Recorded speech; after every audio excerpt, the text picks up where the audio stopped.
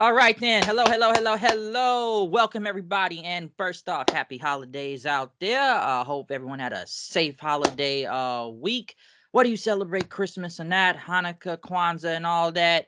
Want to just make sure I say happy holidays to everybody. And next, given this review, AEW World's End, this pay-per-view, the last pay-per-view of the year, especially for AEW's case, because can they actually go out strong than what they did last year's AEW World's End pay-per-view? So, yes, let's get right into it. First off, let my co-hosts introduce themselves for today. Hey man, it's been a long while, but we still in the building, man. Black Shaggy, we're here. We about to get this World's End in. And happy Festivus to everybody. And yeah, let's get to it. Yes, yes, yes. World's End, Orlando, Florida. Um, First question, and I'm sure you're gonna say no, but did you see any of the pre-show? And not only did I not see the pre-show, I didn't even see the first two matches of the main show. So you're going to do a lot of the carrying here for the first part of this. Well, I'm gonna run through the pre-show real fast then. Well, this is what we had.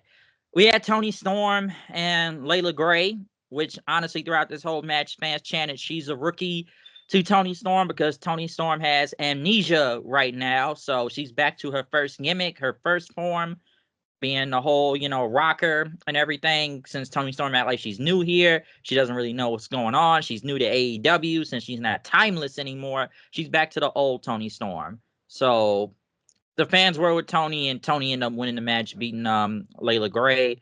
Um, so there's not much I can say from that. The second pre-show match they had was Jeff Jarrett versus QT Marshall. The Doom himself. You got the Boom, and then there's the Doom. Since he beat the Costco guy last month, now he's here to beat Jeff Jarrett. They Oh, he beat really him? no, he didn't win.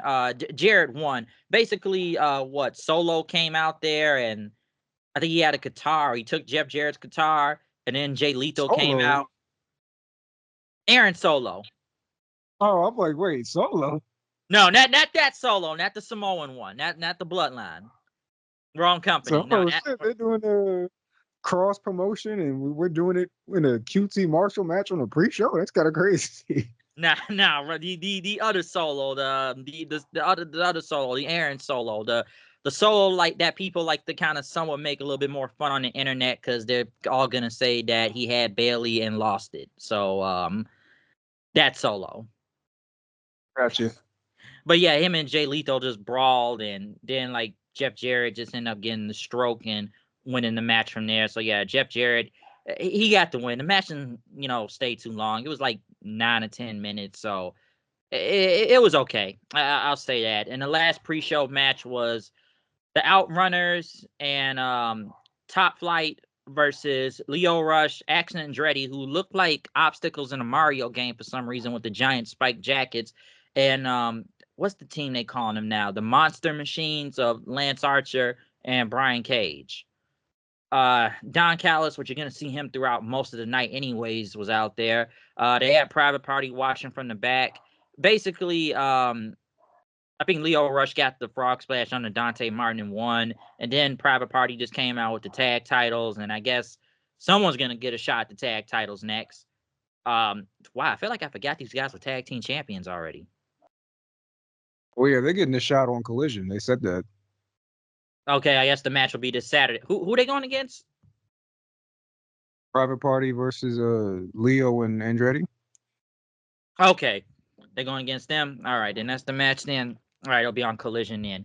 And then the only thing I could say left from the pre-show was that they were talking to Jeff Jarrett and them in the back, and Jeff Jarrett basically said, he told Sanjay Dutt, say, it's my decision that and he says he's gonna have an announcement this Wednesday regarding his career. So he possibly may be announcing his retirement this Wednesday on Dynamite. See, I saw that bit of that's the only bit of the pre-show I saw, but now that makes less sense. Like if I thought he lost to QT and that's why he was saying that. But if he beat QT, then like what are we doing here? Why are they going this route? Like I don't get it. But I mean, whatever. Good for Jeff, I guess. I don't know. I guess we're doing a retirement angle or something. If We got that's a what we're lot of going. those. Yeah, we got a lot of those right now, and one coming up in the next week or two. So everybody's got some type of retirement run angle going on right now in wrestling. We about to see one by next week. So don't know how this angle is supposed to go out, but yeah, that's supposedly what his announcement will be this Wednesday on Dynamite with Jeff Jarrett. But moving on to the main show, though, the first match of the night was Will Ospreay versus Kyle Fletcher. Basically, the Blue League winner versus the Gold League winner, runner-ups and whatnot in a semifinal match. I know you say you didn't see most of this match. One thing I thought was funny was Fletcher got in the barricade and he took a sign from somebody that said Ospreay's better and tore it up. And then the fan took out another sign and said Ospreay's still better. That's the only bit of the match I saw, actually. So you didn't see Ospreay bleed heavily, which we had a lot of people doing blade jobs throughout the whole night. So it was a lot of blood throughout this show. Because Yeah, I'd Ospreay say I got about like 5 minutes into the match before my internet just died. blocked out. Yeah, for a while too. So yeah, about 5 minutes in, because I saw the opening package too with the "Welcome to the Jungle" playing, and the entrances, and then I saw the sign bit, and then that was about it until the swerve bit later on. So yeah, Man, they really paying for that licensed music out here right now. I'm like, I man, mean y'all that's want what you do. That's what I mean all the time on those WWE shows. The best video packages always got the licensed music, man. That's a tradition. true, because I'm like, Tony's really paying for it. He just had November Rain at the last pay-per-view. So I'm like, oh, okay, he got Guns N' Roses this time. I'm like, all right, he's really paying for it. But nah, the match though, yeah, Ospreay was like bleeding heavily throughout the whole match. I know people feel like Kyle Fletcher is the new Randy Orton nowadays. '04 Randy Orton, since he tends to do a lot of his moves or damn near poses as him has half the time. But you This know, is the first I've heard this actually. what you haven't seen people try to compare him, thinking he's the new Randy Orton now? No, based on what? Like, I don't get it. What? I think the haircut and the mannerism sometime, and he even did like the DDT Orton does off the ropes and whatnot. And even when he kind of poses, it's not doing Orton's pose, but it's somewhat similar to it he's trying to do. So that's why people been kind of comparing him like he's '04 Randy Orton out there. And if you want young Randy Orton, he's in the no quarter catch crew. I don't know about Fletcher, but Well, wait, which one's the young Randy Orton and the no quarter catch crew? Dempsey? oh, Miles Bourne. You haven't seen this dude? The way he wrestles, his mannerisms, the way he moves, even his attire, everything. Like Miles Bourne is the young Randy Orton. Like I can't speak on Fletcher because I don't see it. But yeah, you want young Randy Orton? He's over in Florida. Yeah, because I see some people compare Fletcher to a young Randy Orton half the time. But looking at this match though, like like if you know an Ospreay match, you know how it's gonna go. Um, yeah, you had Fletcher try to use the referee to kind of try to stop Ospreay and get him, try to knock him in the way. But the finish of this whole match was Fletcher went for a brainbuster. Ospreay countered with a Hurricane Rana, and he won with the Styles Clash. So at least he actually won with the Styles Clash this time. Because even I know a lot of people kind of start to wonder, why is the Styles Clash a basic move? But he actually won with a Styles Clash in this match. That's how he beat Fletcher. I tell you what, if people are asking why the Styles Clash is a basic move, they're going to be in for a long night on this show. Oh yeah, don't give me the I'm, finishers that are basic moves nowadays. I'm talking Because F5s and tombstones and like, oh, we'll get to that. We're gonna get to that because after seeing, even my brother had to say when he kind of we were watching Dynamite the other night. He said like, why is the Styles Clash a basic move? I said I have no idea. I said you think that's bad? You should have seen it when he did it off the apron on Darby Allin Darby. to the floor, to the floor, and the match I still mean, goes on. we've seen people take power drivers on the steps and still continue the match. Like, that don't exist over here, bro. That is still the crazy, and the match went another 10 minutes too. That's still the most ridiculous thing. It's hilarious to me seeing that because I'm like, WWE doing it, they treat it like it's death over there. And you're gone for months. AEW does. I said it before. Will Ospreay must be tougher than Randy Orton and Cody Rhodes because man, he took a power drive on steel steps and he went another 10 minutes. He Or must be when tougher than them. or when Swerve attacked Dustin before the match, and that match still went like 15 minutes. Like whatever, man. Over here, none of that matters, No man. one And sells. you either just with it or you're not, you know. So that's just where we are. My brother says nobody really sells, don't they? I'm like, nah, not really, not in this company. Like I was like, nobody sells, but Ospreay got the win though. He won with a Styles Clash, bleeding very heavily. So I figured he was gonna win anyways, because come on, Fletcher won back at Full Gear, so I figured Ospreay was gonna win here. But the next match was Ricochet versus Okada in the next semifinal match, and I'm sitting here looking at this kind of wondering. So it's kind of technically heel versus heel. There's a lot to say about Ricochet right now, whether, you buy into his gimmick and his Twitter rants online, even though he was kind of doing this before his gimmick. But I'll say this right now, him doing his arguments on Twitter, I guess goes into his gimmick. But it's funny to me because the people he be trying to cook online be cooking him more than he can. I'm like, the random niggas online cooking you more than you can do it. Like, they doing better than you, surprisingly, because I didn't seen it, especially the recent one. He says, like, yeah, you can't even cut a promo. I'm like, man, this guy's cooking Ricochet. But this match, though, you got a lot of ball chants again. Lots of ball chants. Nah, nah, nah, nah. Hey, hey, hey, you're bald. And there was this one spot where like Okada kept running across the ring several times, and Ricochet sitting there, and Okada like he's about to come back into a drop kick, but he stops and just slaps Ricochet in the back of his head, which the crowd went nuts because he's bald. Um, but Childish. man, they really going into this bald thing nowadays, and like I said, the match wasn't bad. Like I said, I know they're trying to get Ricochet more into like the whole heel thing nowadays, or being delusional heel. Even though I feel like they've kind of made him look like a geek several times, especially with the Hurt Syndicate stuff recently. The fans have basically turned on Ricochet nowadays. Okada ended up winning anyways. He won with a Rainmaker, so like I'm not surprised by that. And then right after the match, somebody threw a roll of toilet paper into the ring when Okada was leaving. And then Swerve came out, and Swerve basically went on talking about like, hey man, you were in this tournament and you made as far as I did in the last year's Continental Classic, but you didn't win though. And I said I was going to embarrass you, so you kept running your mouth too much since you got to this company. And then next thing you know, Prince Nana came out with a wagon of toilet paper and handed to the fans. And Swerve said, we want to wish everybody a happy New Year to Ricochet tonight, folks. So, happy New Year, Trevor. And they all counted and they all threw toilet paper at Ricochet in the ring. And then Swerve left. So all the toilet paper was surrounding Ricochet. See, for me, man, I didn't at first understand. Well, not really understand, but I didn't really dig what they were doing. Ricochet, the first sign that they were doing this, because it didn't feel it didn't feel necessarily on purpose. Like when they did that Hurt Business segment where he was like, "Hey guys, yeah, we're all clean and all that," and then Lashley gripped him up and MVP tore up the card. I was like, "All right, I don't really have an opinion on this yet. I have to see where it goes, because if we're still trying to just be making Ricochet what he already was, this made him look like a super geek."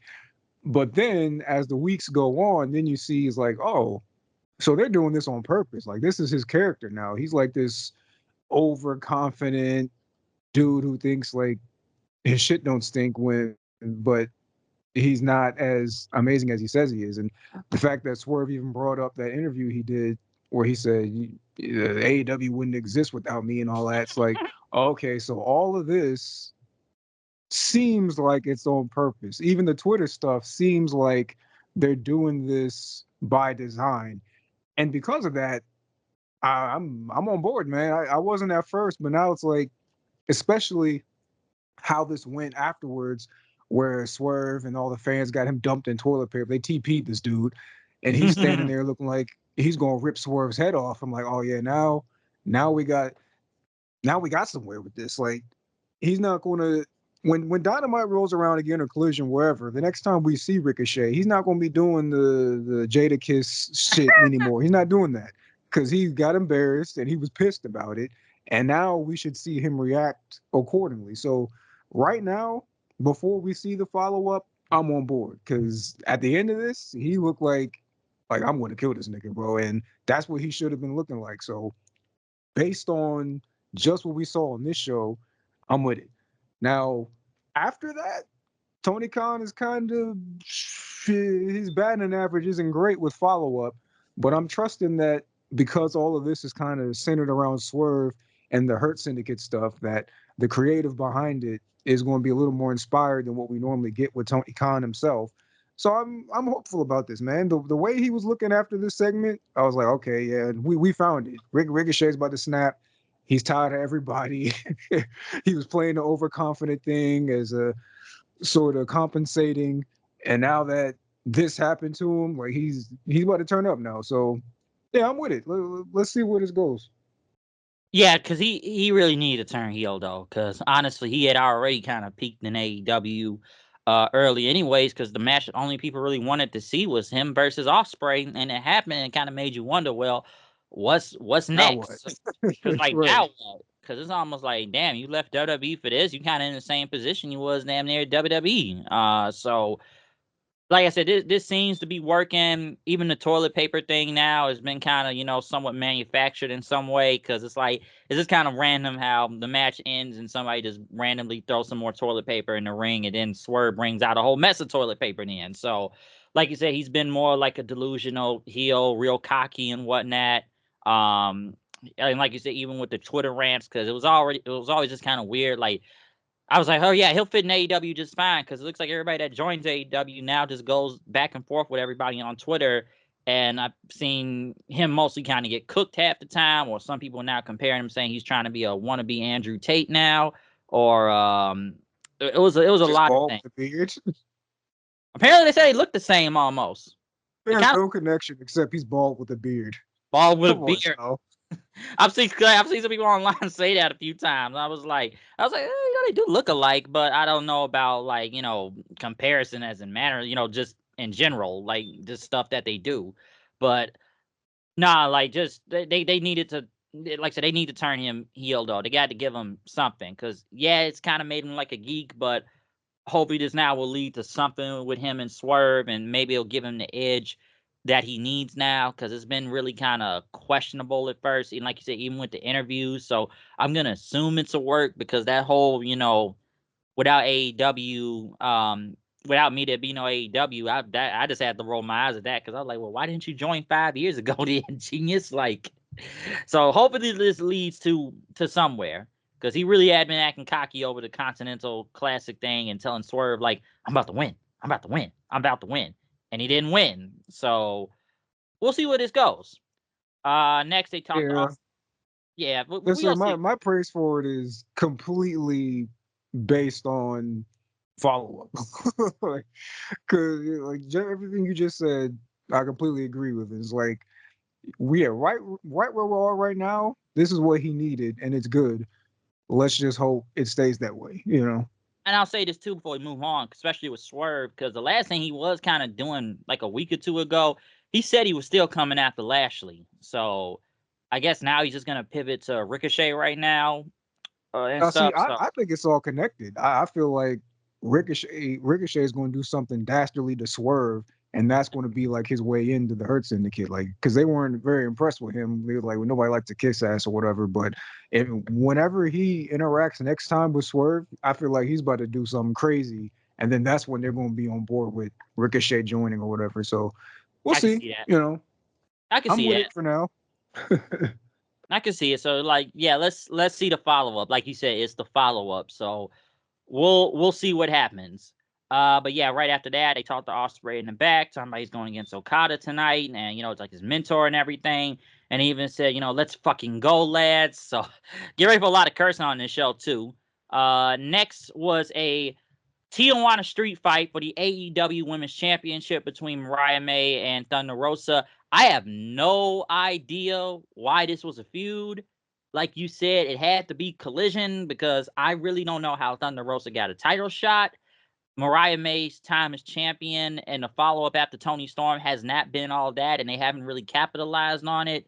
And because I was wondering, like, why is this a Tijuana street fight? Why is Thunder Rosa's dad there that looks like Danny Trejo, according to Nigel McGuinness? And honestly, the match was whatever. It was a street fight. You got weapons in there. You got kendo sticks. You even got tequila, which Mariah May did not do a good spit and miss job because it didn't even look like she did that well. It's just like all the liquid just hit, Thunder Rosa's face and not really in a mist like type of thing. But then, there was a pinata at one point and it had a whole bunch of thumbtacks in there. And Mariah May ended up doing her finisher onto the thumbtacks, and still it was a kick out. And even Mariah May using Thunder Rosa's her dad's like a cane and knocking off his cowboy hat. And I think what was it, Thunder Rosa used her dad's cane to start beating her with it. And I don't know, it's just a bunch of hardcore spots just because, honestly, there was a table set up, and I think they used like it was like a chain at one point, trying to, I don't know. I just remember it was a chain, but the last thing I remember out of this match was Mariah May using like the dirt from the Tijuana graveyard, and that Thunder Rosa's dad brought and threw it in the Thunder Rosa's face, and did a pile driver off the apron onto a table, and won the match. So the match was a match, honestly. I just don't even know why it really happened. Like you said, it had to be the Collision because I don't know how Thunder Rosa got a title shot, why she has a title shot, and I almost feel like they had a hardcore match just for the sake of having it, because what really led into this being a Tijuana street fight to begin with? Literally. So, Yeah, I don't know. just like this, I kind of sympathize with AEW a little bit because on one hand, it's like, all right, we want people to watch Collision, so we're going to build stories on Collision that can pay off on the pay-per-view. But at the same time, if people aren't watching Collision, then should you feature those stories that you want to feature on Dynamite, the show that people actually are watching? And it's like, well, now we got this kind of damned if you do, damned if you don't kind of thing. Because the only build we've seen for this on Dynamite was the night that Tony came back and Thunder Rosa was just in the crowd with a sign or whatever. And that's all that happened on Dynamite. So in our minds, that's pretty much all that's happened. Now, if they built this on Collision, then fine. But if nobody's watching that show, and they're not because you can see the ratings, it's like, well, this is our world champion for the women's division. Maybe if we know people aren't watching this show, maybe we should focus a lot of this build on the show more people are watching. And so I was just sitting there. I didn't think the match was bad or anything. I enjoyed it. It was fine. I'm a fan of both women, but I was just sitting there like, did this build justify this being a street fight in the first place? Like, because even in the video package, I mean, they did their best with that video package, but I was just sitting there like, okay, I'm not really seeing anything that is constituting we need to blow this off in a bloody street fight. Like, because it'd be one thing if this were WWE, right? Because a street fight over there is just, this week we're just going to hit each other with some kendo sticks and call it a day. But in AEW, there's like a standard for what a no DQ, hardcore street fight type of match is. So you're expecting to see blood and violence to a degree that you're not going to see in typical mainstream North American wrestling. And so this match being built the way it was, having it be a street fight, I was just sitting there like, yeah, okay, I guess. It's kind of like when they did that feud, I think it was Dustin and QT versus Butcher and Blade, and then they had that one match on Dynamite, that bunkhouse brawl or whatever, and it was so violent and bloody, and I'm like, did this need this level of violence? Like, did we get here? I mean, yeah, she's mocking her father or whatever, but like, I mean, you could do that in a regular match. Her and Tony had a regular match at All In, and that was a much more personal, violent build. So it it confused me. like I said, I thought the match was cool. Like, I didn't think it was bad or anything. They hit their bits. I laughed at the pinata thumbtack spot because I was like, there's something in that pinata, and it's probably thumbtacks. And I immediately thought of you when she dropped them and they were thumbtacks. But Yeah, I tend to roll my eyes nowadays every time I see thumbtacks. Now I just kind of like, oh, here we go. It's a street fight, I know, but I see so many thumbtacks in this company. It's just kind of like, or just wrestling at in all general. companies, yeah, really. All companies, just wrestling in general. Sometimes it's like the only ones that kind of fooled me was maybe CM Punk with the Hell in a Cell match because I thought it was gonna be thumbtacks and it wasn't thumbtacks then.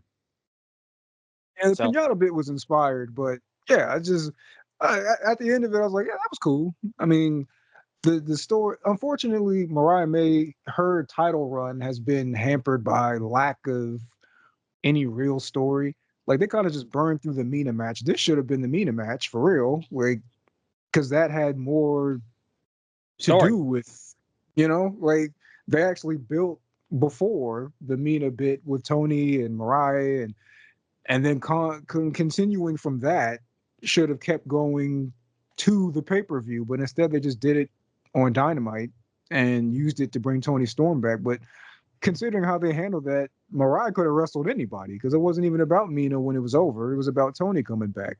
So this should have been the Mina match, and maybe that would have made it more believable because I didn't really think Thunder Rosa had a chance of winning this match. And that's not a knock on Thunder Rosa, but it's just like, look, they built this whole thing on Collision, and Tony Storm just came back. Like all the signs say, yeah, she's not winning this match. So, yeah, it was fine, but I don't think they've done Mariah really a service with her title reign, and it's not for a lack of talent because the matches are usually good, but it's just there's no there's nothing to sink your teeth into. So it is what it is. I agree. They haven't really capitalized ever since she's been the champion. Like I said, she's had some good matches here and there, but it's like nothing to really, be invested into like that. It's just kind of like, okay, who's she challenging next in a way? That's kind of it. And I guess until Tony Storm gets her timeless memory back, she's just now going around being the old Tony Storm and I guess supposed to be fighting Deonna Purrazzo, the new mafia of AEW now. So that's who she's going against. But like I said, the match was the match. It was what it was. But like I said, going into it, I just didn't really have a lot to kind of care about that much. But it's like you said, you kind of got to watch Collision too. So it was what it was. It's not much I can really say out of this. Like it happened, and why it was a Tijuana street fight match? I don't know. But it's almost like we got to put a hardcore match on this show in a way. So it is what it is. Next, a feud that looks like it'll never end, and I hope to God it ended right here, was MJF versus Adam Cole for the Dynamite Diamond Ring. And oh boy, what do this whole story has just gone all over the place to it makes you wonder, well, shit, we already talked about this before. Why does it even continue of who's the face and who's the heel here? Because remember, at last year's pay-per-view, Cole turned on MJF, which made Cole the heel in the Undisputed Kingdom the rest of heels. But MJF was gone, and then Adam Cole was already hurt at that point that he was even gone some more. And then when they both came back, we thought it was over, but then Cole came back again. So now that automatically makes him the face and MJF the heel, even though Cole turned on him. So it's to the point, it's like, why are we continuing this thing? It's for the Dynamite Diamond Ring. So come on, we already know who's going to win that. You got Taven and Bennett out there, supposedly being like enforcers and whatnot, but they're just around. MJF most of this entire match is just kind of yelling at the crowd, telling people to shut the fuck up.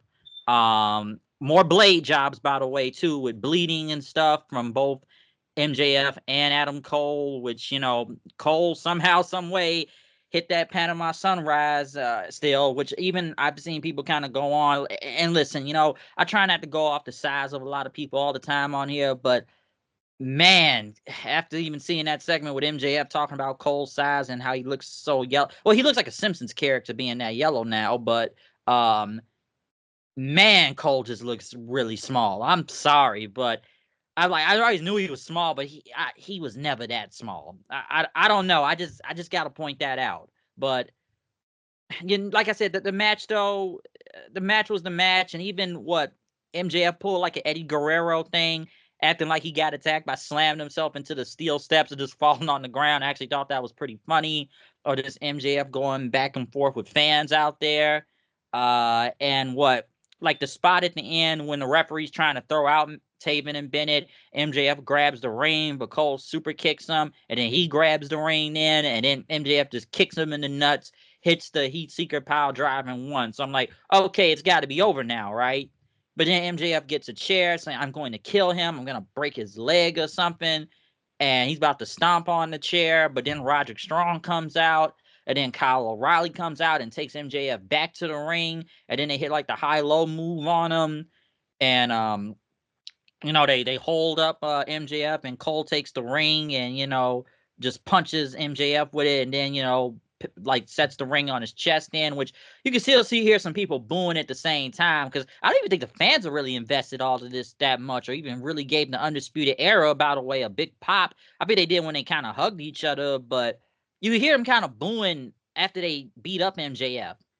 And then like the rest of the Undisputed Kingdom come out and they all hug each other, so I'm assuming this feud is over, right? So the heel won this match, but the face still, I guess, end up getting his revenge right after, and I guess now all is well and the Undisputed Era is back together. Or are we going to continue this feud that makes literally no sense anymore? Which some would say this is probably one of the worst storylines of the year. I'm not going to an end of the year review thing like that, but you got to put this as one of the worst of the year. Like, it's in that category. So I would hope this is over, because this whole thing is all over the place at this point, to where it's like, why are we even still trying this? So I hope it ends. So some say this is a full circle moment, folks. It happened last year's World's End, so I guess it ends at this year's World's End. You say one of the worst feuds of the year. This has been one of the worst feuds for 2 years, man. Because if you really want to get down to it, I didn't think any of the devil stuff was good, like at all. And then especially because it was too obvious that it was going to be Adam Cole. And then when he got hurt, there was no pivot. So they still kept it Adam Cole. And then when they revealed it and it was Adam Cole, you couldn't do anything with it. And then MJF got hurt. So both of them were gone for months and months and months. And then when MJF came back, they decided to make him heel with this Daniel Garcia thing, which made Adam Cole a pseudo babyface when he came back. And all of this from jump has just been bad. To me, it just hasn't been hitting, man. And I don't know. It's my main thing is I really wish they just moved on. Like you had the out. I know a lot of people complain, especially in the Vince McMahon era of booking, that storylines just get dropped for no reason. Characters shift their motivations and whatnot for no reason without any build. But in this case, I feel like you had the out when Adam Cole got hurt, that you didn't have to do this anymore. Like once he got hurt and he was gone, that means you can bring him back and have him do something completely different, and we never have to talk about this again. But as soon as he came back after the MJF Daniel Garcia thing and he got involved with that, I was like, oh man, we're continuing this. And for some reason, nothing Adam Cole has been doing lately, MJF related or not, has been hitting. And it's a shame, because I mean, I like Adam Cole, but you can just hear it in the crowd, man. This dude was like the dude for a long time. And everything he's done since he's come back, the Malachi match, the Kyle O'Reilly story they were doing, the little competition between him and Roddy, this whole MJF feud, nothing has been hitting with Adam Cole.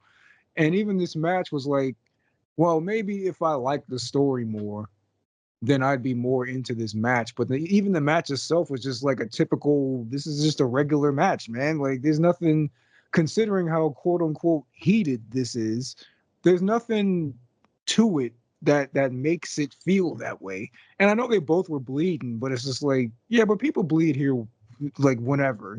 We just saw blood with Ospreay, and then we just saw thumbtacks and shit in the last match. So it's like, it's not enough to make them bleed. You got to make this feel like this deep, personal, violent thing you're trying to make it seem as. And on top of that, the dynamics have all been off. I mean, you said it yourself that when they did the little reuniting in the ring, they all hugged. People were booing, and it's like, yeah, because this is 5-on-1. Like this guy's the quote unquote heel in here, but it's taking 6 dudes to take this dude out. It's like, yeah, of course the dynamics are just so weird and wrong about all of it. They should have just let this go, man. And that's no matter how much back and forth, the conversations go about it, I always just land on they should have just let it go. And the way this ended didn't even feel like it's over. So It's gonna I don't know continue. where we're going from here, but the fact MJF won and the manner he won, and then afterwards they jumped him, it felt like they could just leave it at that, but it also felt like they're not. So I don't know, but this is outside of the Death Riders thing, this has been the least interesting thing on each one of these shows, man. Every time it comes up, I dread it just as much as the Jericho segment at this point. I'm like, oh, here we go with this MJF Adam Cole shit, man. So they in 2025, man, hit the reset button, move MJF on to something more important, and have whatever this group is going to be now go do something else. Go for the trios titles. I don't know, whatever it is, do that because this ain't it. Yeah, here's a question. Whatever happened to Warlow? I'll tell you what, man. If this is going to continue, fully expect him to join MJF again, man, because it's right there that this group kicked him out, and he has no love lost for Max. But at the same time, it's like, well, I don't like these niggas either, and now Max is getting beaten up 5-on-1. Maybe it's time for me to come back and like, yeah, man. That sucks, man. So he'll that be after back all where this he'll be back where he it, started again. He'll be a henchman again. for MJF, exactly. Yeah, pretty much. I mean, it's up to them to make it not that, but given this company's track record, especially with Wardlow, then yeah, I'm not hopeful, man, and that's a shame because I mean, all the talent is here, but you just couldn't pay me to care. Yeah, so that's why I'm honestly surprised they're still even running with this Undisputed Kingdom thing in general. And, Taven and Bennett are just kind of, they're Around. just there. They're just, yeah, clowns. They're just there. I'd rather see the Undisputed Era back all together. But it's like you said, man, it's like, you look where Adam Cole, or you look where the Undisputed Era was before. It's almost like, where is this even going? And like you said, it's a 5-on-1 situation out there. Like, the faces jumped the heel. They jumped him. The And you know face. what? You just said something real profound, and you probably don't even realize it. Because I was trying to figure out why this Adam Cole stuff, since his return hasn't been hitting, and then you just said you would have rather just get the Undisputed Era back together. But I think that's the problem, man. I feel like this whole Cole thing, everything to do with him is still riding a wave of something that's been dead for like 4 years. And they're still pigeonholing everything Adam Cole related to that. So he's still involved with Kyle O'Reilly. He's still involved with Roderick Strong. And now, even before that, he's involved with the Kingdom dudes. It's like we can move this dude on from just doing the same old, man. Like, get him some new feuds, get him some new whatever, man. But like we've been seeing him interact with these same 4 dudes for like 10 years now. Like, do ROH. something else, man. Yeah. From Ring of Honor to NXT, it's like, and AEW, like, just do something else, man. Because if you really think about it, Bullet Club. the peak of, yeah, exactly. The peak of the Undisputed Era, when that ended and Pandemic was about to hit and all that, and him and Kyle O'Reilly were having this feud on NXT, that shit was what killed NXT when they were going head to head with AEW. That whole bit died on NXT, and we're still doing it. Why, bro? It's in Do another. It's in something another else. company. It's in another company. It's the Kingdom / Undisputed Era again. We just put them both together now, and it's like it's still Yeah, a. man. it's still a group. It's still a freaking group. So I don't know where this goes on. Like you said, I hope they move these people on to something else because I don't even know if they are because it's like where are we even going with this anymore? And like and hell, MJF hadn't even really been here throughout some of this feud because he was filming a movie for Happy Gilmore too. So he hadn't been around and just have them jumping hoops and all that. So I don't know. I Trash. I don't know. I hope it's over, but it's like you said, I know you said it's been kind of 2 years now with this whole feud, but this is kind of I still think this is one of the worst things now. I guess say 2 years in a row now, so I got to put it up there for that. So we'll see what happens next, but like you said, it looks like they may still continue this. I hope not, but we'll see. Next, Konosuke Takeshita versus Powerhouse Hobbs for the AEW International Championship.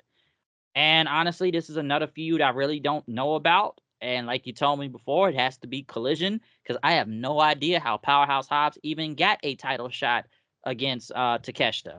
I really don't. And the match itself, it wasn't bad. I think they were really selling Hobbs' knee throughout the whole match, really, even when they get to the top rope, which, he kind of falls off of it because I guess his knee was giving out, but he still tries to kind of still go on at the same time and get back up there and keep going. And like I said, Hobbs, he showed good fire out there trying to, retain himself by, fighting through the pain with his knee. But we said this yesterday, it kind of went on a little bit long. Like it really was just kind of going and going. And Hobbs taking off his knee brace and everything and still trying to fight out there. But he ended up, losing to Takeshita after Takeshita hit his finisher. And that was kind of it. But, I don't have a lot to say about this match because I really didn't even know this was going to be a match on the pay-per-view. Or I don't know how it happened. Yeah, this is actually a huge missed opportunity with this, and maybe they did something on Collision. So I'll try to give them the benefit of the doubt on that. But when Hobbs came back and he went straight for the Callis family, this should have been the match they were building to, regardless. Like straight from that, this should have been where we were headed because like yeah, y'all left me out in the dust. You're out here replacing me with this guy and now y'all don't see value in me, so y'all let my contract go and all that. So what I'm going to do is I'm going to take on your golden boy and I'm going to take his title. Right there encapsulates the whole bit. But we didn't get any of that on Dynamite. So if they did it on Collision, then fair enough. But like I said earlier, I mean, if you know people aren't watching that show, then you should at least feature what you're doing over there on Dynamite if you're not just going to do it exclusively on Dynamite in the first place. Because this could have been something considering where Hobbs was coming from after his injury, where he came back and he kept that energy like, y'all let me out in the dirt, blah, blah, blah.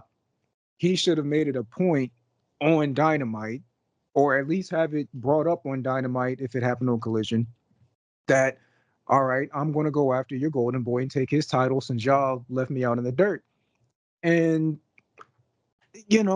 because we didn't really get any of that, it didn't reach that level. Takeshita I'm a huge Takeshita guy because this guy freaking rules. And this match, I'm not going to say he was hampered by working with Hobbs, but Hobbs has a certain strength about him that is not exploited when you're doing a drawn out New Japan style Takeshita match. Like you have to meet somewhere in the middle. And I think they went too far on one side than the other. Because if you tell me Hobbs is in a match, I'm not expecting this to be like a 15-minute, him selling the leg, all that. Like that's not what you don't do that with a guy like Hobbs. You have him go out there and destroy. And people are trying to get into it with their meat chants and all that, but they didn't even wrestle this like a quote unquote meat match. It was more methodical than that. And it's just like, man, I wish, I don't know, these guys, maybe they just don't mesh. They're stylistically too different to mesh. But I feel like we could have met somewhere in the middle because you can just do a hard hitting match with Takeshita and Hobbs. I feel like it's in there, but that's not what they chose to do with this. And unfortunately, on top of that, they didn't really execute on the story element of it either. So it just felt like a match that was just going and going and going. And then eventually we got the finish. And I was like, oh, okay, that was fine. It wasn't bad or anything, but I just feel like this was a missed opportunity to capitalize on some really cool things that they set up, but then they didn't follow up on, and that's unfortunate, man. So it was cool, but it could have been way better. Same, and I think also with Hobbs, I feel like ever since he kind of came back, and like you said, this has mostly been Collision. I feel like I haven't really seen him around that much ever since he came back. It's like he Yeah, he been did back. that one bit like those 2 weeks in a row where he felt like, all right, he's babyface Hobbs now, and then he was just gone. And I guess, yeah, I guess it all happened on Collision after that, but that's always going to be the thing. If every time we do one of these pay-per-views and we say, I guess it happened on Collision, you think, well, it's on y'all to watch Collision. But at the same Somebody, time, it's not us because nobody's watching Collision. somebody said it was on Rampage. So put it on Dynamite, the show you know we're watching. Like that's always going to be the thing until it's not. So it just is what it is. Because like somebody said it was on Rampage or something, what I heard, but I don't know. But You it's know like, niggas ain't watching Rampage. yeah, you really know they're not watching it. You know they're not watching then. They really aren't. But no, it's like, yeah, he just kind of disappeared after like 2 weeks, and we didn't even know where he really went. That's why I was wondering, like, when did he get a title shot? When did any of this even happen? That's why I was confused. And like you said, the match just kind of went too long, and they just really kept trying to buy into the whole knee thing with Callis out there. And then like, come on, man, Takeshita wasn't gonna lose, and then they kept promoting him at the Tokyo Dome next week for Wrestle Dynasty against Shingo. So I kind of knew he wasn't gonna lose right here anyway. So because they somewhat kind of like, we got to make people look strong going to the Tokyo Dome next week, so they got to do that too. But it's almost like I said, they should have capitalized more on the story by putting on Dynamite if you're gonna have Hobbs go back after Callis and them after they, like I said, they left him in the dirt after he got hurt and he got replaced with other people. So yeah, they should have just probably done that. This match was just kind of like, it happened, but it's kind of like whatever at the same time. I was just like, I don't know how this was even a match. I was like, when did this happen? So They that's should have had him go through the members of the Callis family on Dynamite. Like have him go against Brian Cage and Lance Archer, and then eventually he gets to Takeshita. Like this shit is not difficult. Just just put some effort into it. Like he's like, all right, I went through your big boys. Now I'm coming after like just I feel like I don't know, man. Every time we come on here and do one of these, it's like I'm not trying to be armchair booker. Like I'm not telling you I can do it better than you, Tony. But at the same time, some stuff just seems so obvious. Like just do this. If the goal is to get to this match on the pay-per-view, then just write down the steps on how we get there. And that's all you need. It's stop overcomplicating wrestling, man. honestly, you probably would do a better job than him anyways, to be honest. But no, this shouldn't have been that difficult to really get to. And like I said, the only thing I remember out of this match was the crowd chanting "meat" several times. That was like one of the only things I really remember out of this match was meat, meat, meat, meat, meat. That's kind of it. But yeah, this was just one of those things where it could have been booked better going into, but it's almost like, okay, here you go. You're on the card. There you go. So boom, that's it. But speaking of more matches that went somewhat unnecessarily long, the TBS title on the line. Mercedes Mone versus Chris Statlander, which makes me question, why was this even a rematch, given what happened at the last pay-per-view? Because here's my thing going into this, because I don't really know why Statlander has another title shot. She lost at the last one. I'm thinking to myself, wouldn't Camille been the one to maybe get a title shot? Maybe, because here's the thing. If, Mercedes ended up dropping Camille, we all saw that, and Camille said she quit. What happened to Camille, huh? Where has she disappeared off to? Wouldn't they been feuding for a minute and then fight for the TBS title on this pay-per-view? Because it looked like she just disappeared off the face of the earth all of a sudden. To what I've been hearing, saying she questioned Tony Khan's booking, or just her in the position she's in right now. Which, let's be honest, they made Camille look like a bumbling oaf with Mercedes, and it really didn't do nothing for her. It really didn't, just given what we seen going into the first Statlander match. And once again, we talked about this earlier about people hitting finishers and becoming basic moves like F5s and package pile drivers now, which, hey, WWE, we making the package pile driver like it's the deadliest move. Basic move for AEW. And this was just going long. Okay, I felt like this match was long. I like the one in Full Gear. I think that one was better. The match they had before, cool. This one went just unnecessarily long. Like you said, finishers, the psychology of this match several times. And I just felt like after a while, it was just going. And I feel like the only time the crowd kind of somewhat woke up was when Mercedes did like the six amigos, then I should be saying, and stuff. And then, like I said, you got the package pile driver, still a kick out. F5, still a kick out. And then they go to the outside of the ring and pull the skirt off the ring. And then Mercedes is that horrible finisher, which you can't even tell it's a finisher half the time, to the floor. And still, like, Mercedes like puts Statlander's leg into like the ring apron and stuff, and it kind of steps on it and everything. And of course, you got to spam the Meteora 1,000 times. We see that enough, and still like Statlander got back in at the count of 9, and the match is still going. And, even they're hitting pile drivers out there, still a kick out. And, Mercedes saying, why won't you die? And even tries to do like a STFU and still and then the fans start chanting fight forever. And I'm like, please, no, don't do that chant. I feel like sometimes that chant gets annoying, but I'm like, no, this is not the time to be saying that. And it ended up with like a roll up finish, which even that looked kind of weird because Mercedes is on her stomach and just I think like she pins like in the roll up thing like a crucifix it's supposed to look like, but like I said, ended up getting the a 3, but seatbelt. like the seatbelt. The Orange Cassidy Darby Allin move. Yeah, the seatbelt. Oh, like the Last Supper. Yeah, it was something because it was just kind of like I couldn't even tell that was damn near the finish. Like, I had to really kind of look at it close enough to make sure it was a 3 count. But and here's the thing that doesn't really make sense. It was like, what was the point of doing this again if Statlander wasn't gonna win? Why do this 2 times?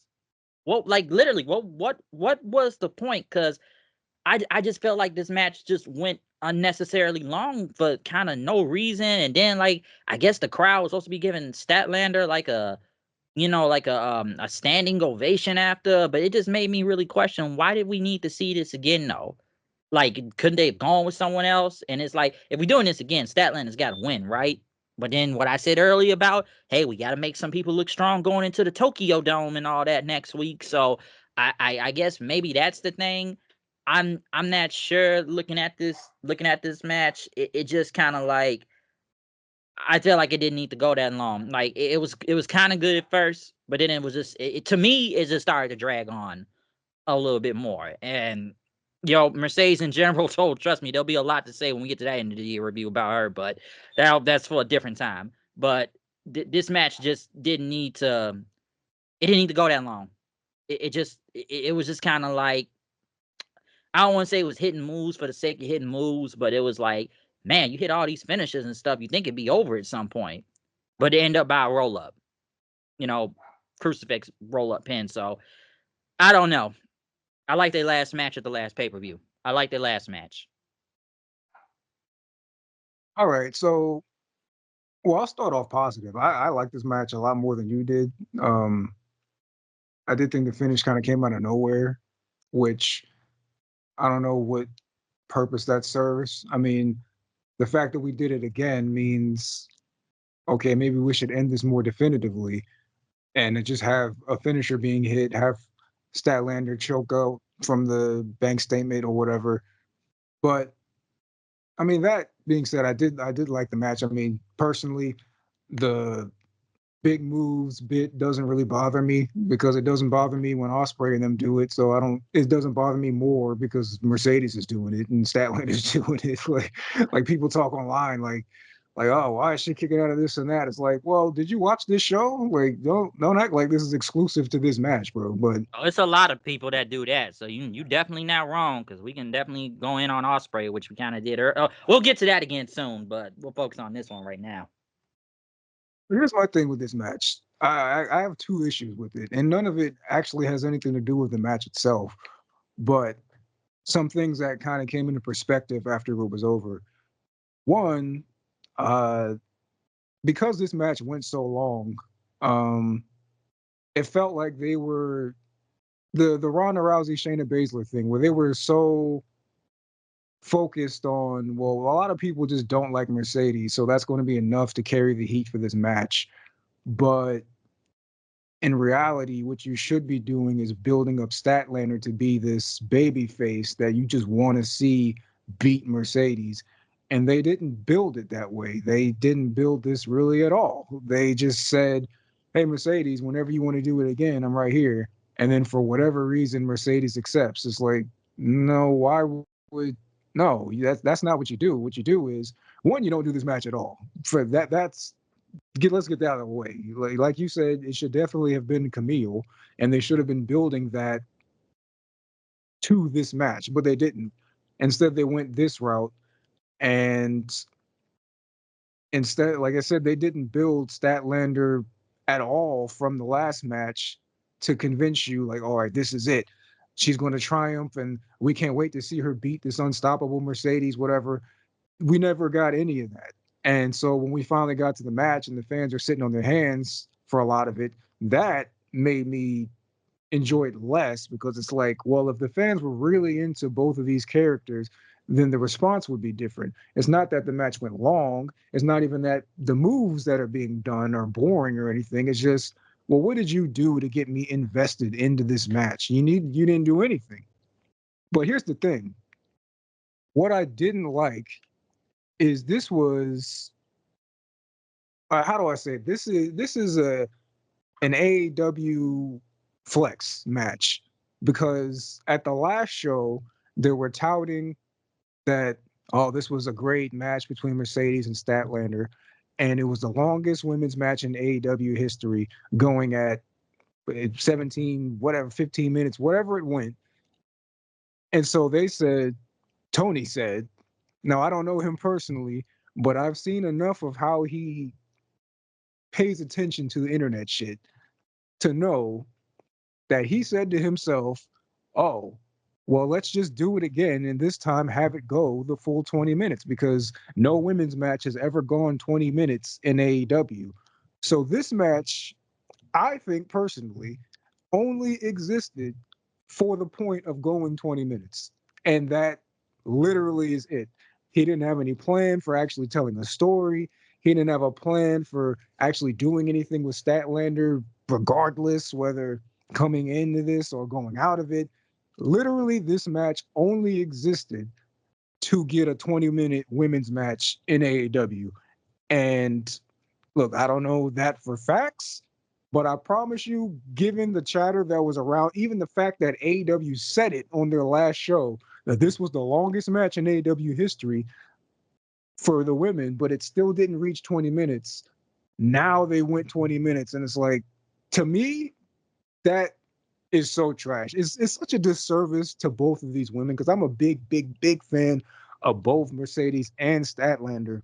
And for this match to solely exist just to get a 20-minute women's match at this company is it's so shallow, bro. Like, because you didn't do any of the work, man. It's not that we watch Kenny Omega and Okada go an hour in this 2 out of 3 falls match and we like it because it went an hour. No, bro, you earned that because there are other matches built to that match. And for you to just, fuck it, let them go 20 minutes just to get this check, just to check that box and say we had a women's match go 20 minutes. It's so trash, bro. Like I said, I like the match given the work that was done in the match, but the more I sat and thought about it, especially when the timesheet came out to see how long each match went, and already people were tweeting, this is the longest, blah, blah, blah, 20 minutes. But I was like, oh, so that's what this was. Considering we had no build, nothing, he literally just slapped this match on the card with it in mind that, all right, we're going to go 20 minutes this time. And that's so trash, man. I'm not a fan of that at all. We're not here for tokenism, whether it be for women, whether it be for black talent or any other. we're not here for tokenism, bro. Do the work so it doesn't feel like you have to earn these things because you just do them naturally. We don't care when TNA puts the women in the main event of a pay-per-view because they do it and it just feels like that's what should be done. NXT, we don't care that it's like 8 women's matches on the show because they just do it and it feels like that's how they do it. But in AEW, it always feels like every time, oh, the women are main eventing a show, or this women's match went this long, it still feels like we're just checking boxes, man. And the depth of talent in this division for y'all to still be doing that kind of stuff in 2024 is insane, bro. I hated that. I didn't hate the match, but as I sat there, I was like, we're still doing this same tokenism shit. And that's so trash, man. So that's where I landed on it. I thought the match was cool, but I'm not a fan of just checking boxes for the sake of checking boxes. Like that's not what we're here for, man. So that's it. That's my rant. Hey man, the match went 24 minutes this time, though. That's what I'm saying. Like, bro, don't get me started again, bro. I talk long enough. But nah. You got a point though. Like you can't just be doing it for the sake of doing it. Even like it's got to be like at least some level of story or something to an extent to why it can be the main event. You just don't want to put stuff longer on the main event just because you just got to do it. You got to at least have some meaning to it. And I would say that about, like I say, either TNA or WWE, NXT, whatever. And I said that like a few weeks ago at NXT. I was like at the ECW show. I was like, tell me, why is this 8-woman tag? Why is this the main event again? Like, please tell me, because I'm like, wow. I'm like, that's why I was so surprised it was the main event, because it was like, it's just some tag match. So I'm like, why did it have to be the main event? Like, was it leading to something, or did you just do it because you just, I don't know. And I know NXT has a deep division when it comes to the women, but it just, that questioned me when I first heard that. And I didn't watch that show first. And I was like, that was the main event? I'm like, okay, it is what it is. But I be peeping what be going on half the time. So like, would you just went See, on that's about my point, though. It like you took it that way, but in my mind, the main draw for NXT is the women's division. So that's my point. Like, if NXT does that, I don't feel that way because for real, people are really watching NXT for the women's division more than anything else. Bob? And Yeah, so a lot if of if they reasons. main event, it's like, oh well, yeah, of course, because the men's main title division is dog trash. That's true, and that's the thing. Like once I thought about that, I'm like, yeah, you know what? Given who's in the NXT title picture right now, I can kind of understand a little bit more because there's really nobody in the division that's really popping like that right now against Trick. Well, maybe a little bit right now, but like in general, it ain't really popping like that. So once I kind of sat and thought about it, I was like, okay, I can kind of understand then a little bit more. Because at first I was like, this is the main event of the show. Like a tag match, the tag match is this what we doing? Like, it's like, all right, whatever. Motherfuckers want to come at me about it, but it's like I be peeping this stuff sometime. It be with a lot of companies, but like I said, it's got, like you said earlier, it's got to at least be some meaning to it. But like, once you sit and think about it, it's like, okay, I can kind of understand a little bit more. AEW's case is kind of like you just said, we got to fill the check boxes because remember, Steven, they got the best black talent in AEW right now. Remember, they got the best black talent in wrestling. You heard Tony. You Here's the heard thing, Tony. man. I feel like if you gave this division to, I don't know, 2014 NXT booking Triple H, because not Triple H booking now, because I don't know what's going on with him and women, but in 2014, 15, 16, the way he was booking the women's division in NXT, if you give this division to that creative, like this would be the best division in North American wrestling, bro. I promise you, especially if y'all stop pigeonholing people to Ring of Honor. But they just, it doesn't feel earned when they do stuff like that. And that's really my main bit, because it's like, it, like, for instance, if Tony and Mariah, right, the way that story was built, if that match went 20 minutes at All In, I wouldn't have thought anything of it because they did the work. They built the story to make you really sink your teeth into that, but it didn't. And then this True. match, on a whim, just goes 24 minutes, damn near 30 minutes, just because it's booked in the first place, just because we're doing a rematch, just because. And it's like, but you gotta tell some stories, man. And I'm not one of these. AEW doesn't tell stories kind of guy, like all these people on their podcast or whatever. But it's like, especially with the women, dude, you should be using the Mariah and Tony stuff as the standard, not an exception. Like, that's what you should be doing for all women stories, bro. And I don't know if you got to delegate or what, but the fact that this match literally came about because Statlander said, "Hey, run it back," and Mercedes said, "Sure," and they went 30 minutes or whatever. It's like, come on, bro. Like, what are we doing, man? Yeah, it's like you said, Tony must saw the internet and they said this was the longest women's match ever. So we gotta run it back again. So yeah, you gotta put that on him because like you say, he reads the internet. Well, we already know he reads the internet and Twitter a lot, so I guess he just decided to run with it. Cause like I'm sure everybody's gonna say, whether he booked it or I know the debate about if Mercedes have creative control, it doesn't work for me, brother, or I should say it doesn't work for me, sister, happened. But it's gotta be mostly on Tony. And another thing too, one thing you had said yesterday, and I brought this up, because her winning right here, which I'm not surprised, but you said, 'cause I think I said this, like, she's supposed to go against Mina in the Tokyo Dome next week. So, like you said, is it gonna end up with Mina possibly winning? Or like if you're even gonna go watch that match next week for like Wrestle Dynasty after they had that horrible dance off at New Japan. So is that is that a reason if we should count that? Why she won? No, like, well, yeah, because I said, like, Mercedes winning here. Son, you said, like, you think she probably will drop one of those titles to Amina next week. You think that's the case just to make it look strong? Or, I just kind of thought about that. Man, uh, I don't know because outside of them doing a rematch, there was no reason to think Statlander was going to beat Mercedes. Like if we really get down to it, the outside of the fact that they booked it twice, outside of that, they did nothing on the show to make you believe Statlander was going to beat her. So it's like maybe there was well, let's just give Mercedes a big win because she's going to go into this match with Mina and possibly lose, maybe, maybe not. But I don't know, man, because like I said, they didn't do any work regardless to build Statlander up to make her feel like a credible threat.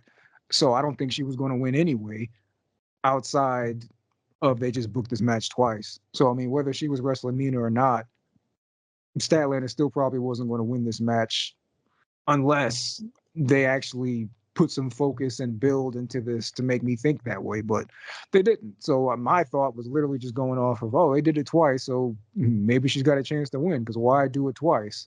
But then now I know why, because we had to get our 24 minutes in. So True. So, yeah, I guess we'll see what happens next with that. But I don't know. AEW also announced that Revolution will be at the Staples Center in March.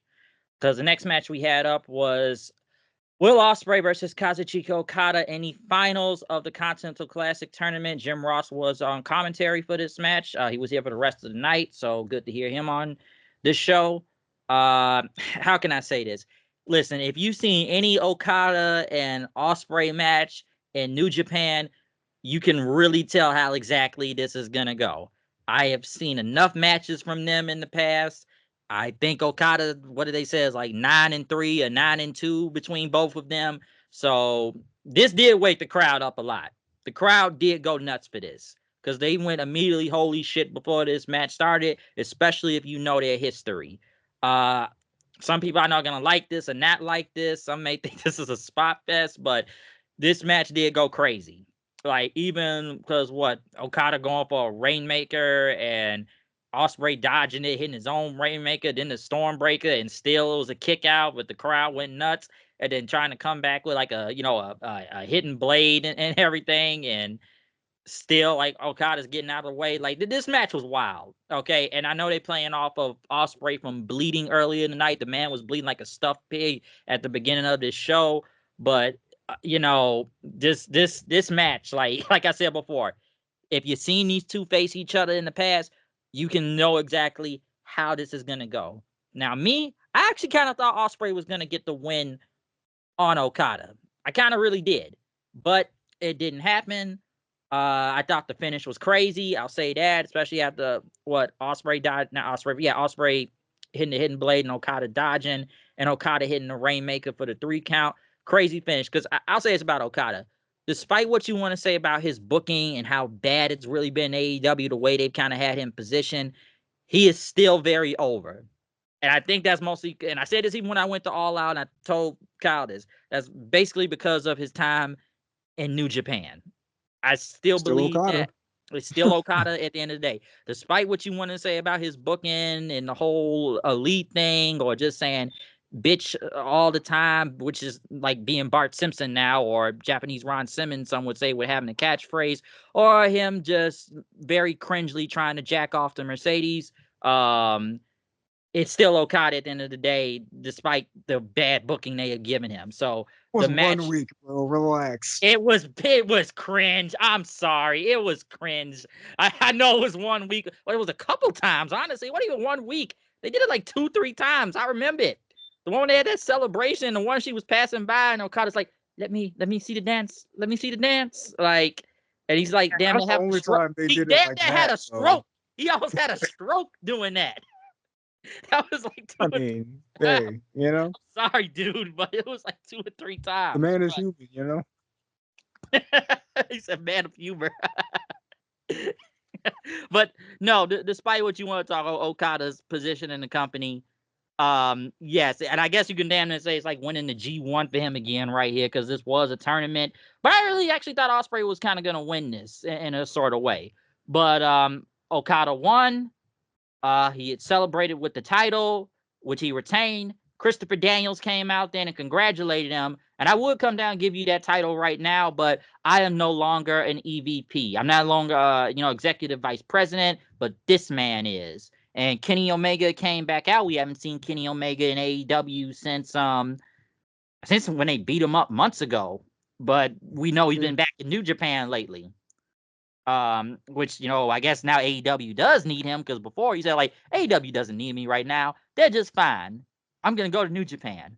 But I guess they kind of needed him this time. And then Omega came out. He gave the title to Okada, which the fans chanted, holy shit. And if you look in the background, how the camera is positioned, you can have them kind of zoom in on the all in sign in the background. So at some point in time, it's probably going to be Kenny Omega versus Okada at All In. It should be for the world title. I'll say that right now if that even happens. But you can tell this is going to happen at some point. And, one funny thing I'll say this, like, it's kind of hilarious. Tony Schiavone saying, like, we don't know when Kenny Omega will be back in the ring. He's wrestling at the Tokyo Dome next week at Wrestle Dynasty. Like, he's wrestling next week, just at a different company for New Japan. So against Gabe Kidd. So we'll see what goes on from there. But this match was hot to the crowd, though. The crowd was very hot for this. Yeah, I enjoyed it. Like you said, I mean, if you've seen them, you know exactly what to expect between Ospreay and Okada and their kind of matches. And yeah, the good stuff. No complaints for the match. But after the match, when Omega came out, it became very and this isn't going to be like a dunk on AEW kind of day, but it just kind of seems that way because I got a lot of issues. It's Festivus, of course. I got a lot of problems with this company, but the Gift keeps TV on giving. direction, yeah, exactly, yeah. Say the TV direction for that whole post match bit was so bad, bro. Like Okada's just kind of standing around waiting for a cue.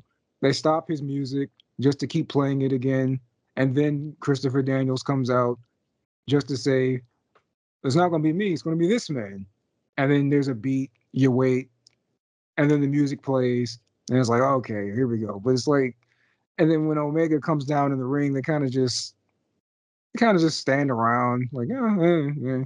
There's no real intensity between them, especially considering what happened the last time Kenny was here. He was just like, yeah, here's your belt, man. It's like, all right, bro. Like everything about how they did this could have been so much better, man. Like immediately forget Daniels in the first place. Just play Omega's music, man. Just have him come out, take the belt, and just shove it in Okada's chest and be like, I'm coming for that. And then you do the bit with the poster in the back. Like, TV direction is so important with how you sell these moments, and it's like, I don't know. Just imagine if when Rock and Hogan they did that bit in their match when they look at the crowd and all that, it was shot from a different angle or something. You don't even really get to see them, or it's like you got to really sell these moments with how you shoot things and how you produce things. And that whole awkward bit, I was waiting for something to happen because Okada was just standing around not getting the championship, and then they stopped the music, then they played the music again. Then Daniels came out. It's like, all right, That was what are we weird. doing here, bro? Yeah, that was really Like, that was weird. I was wondering what was going on. I'm like, Okada, he was just kind of standing there waiting for something. I'm like, is something about to happen? Like, because it's like they had to restart his music again, and I'm like, what's going on right now? I was really confused by that bit. yeah, it's like, all right, this is the first time these two are interacting since the gang took out Omega, so we really need to sell this moment. And they kind of with it. It's like, what you really with Okada and Omega? No, you got to put some stank on there, man. Like, well, yeah, it was cool. The match was dope. Probably my match of the night. I heard people say Ospreay and Fletcher, but I didn't see it. But the last match was fire, so I can imagine. But yeah, I mean, it's excellent to have Omega back. I did laugh like you did when Tony Schiavone was like, "Well, who knows when we'll see?" Like, bro, watch the product, Tony. Like, y'all got a partnership with these people, anyways. You gotta have your talent on the show next week for them. And they So mentioned it on the show. Like, with several come people, on, like come several on, Tony, people. Are, watch are the you show, gonna, bro. are you gonna be watching that next week? By the way, Wrestle Kingdom and Dynasty. Well, I damn sure I'm not gonna watch it live if I watch it. So, I mean, you already know that. Hey! Luckily, Wrestle Kingdom will fall on a weekend this year again, so at least that kind of helps. So Yeah, I usually try if I watch any New Japan, uh, I try to get Wrestle Kingdom in.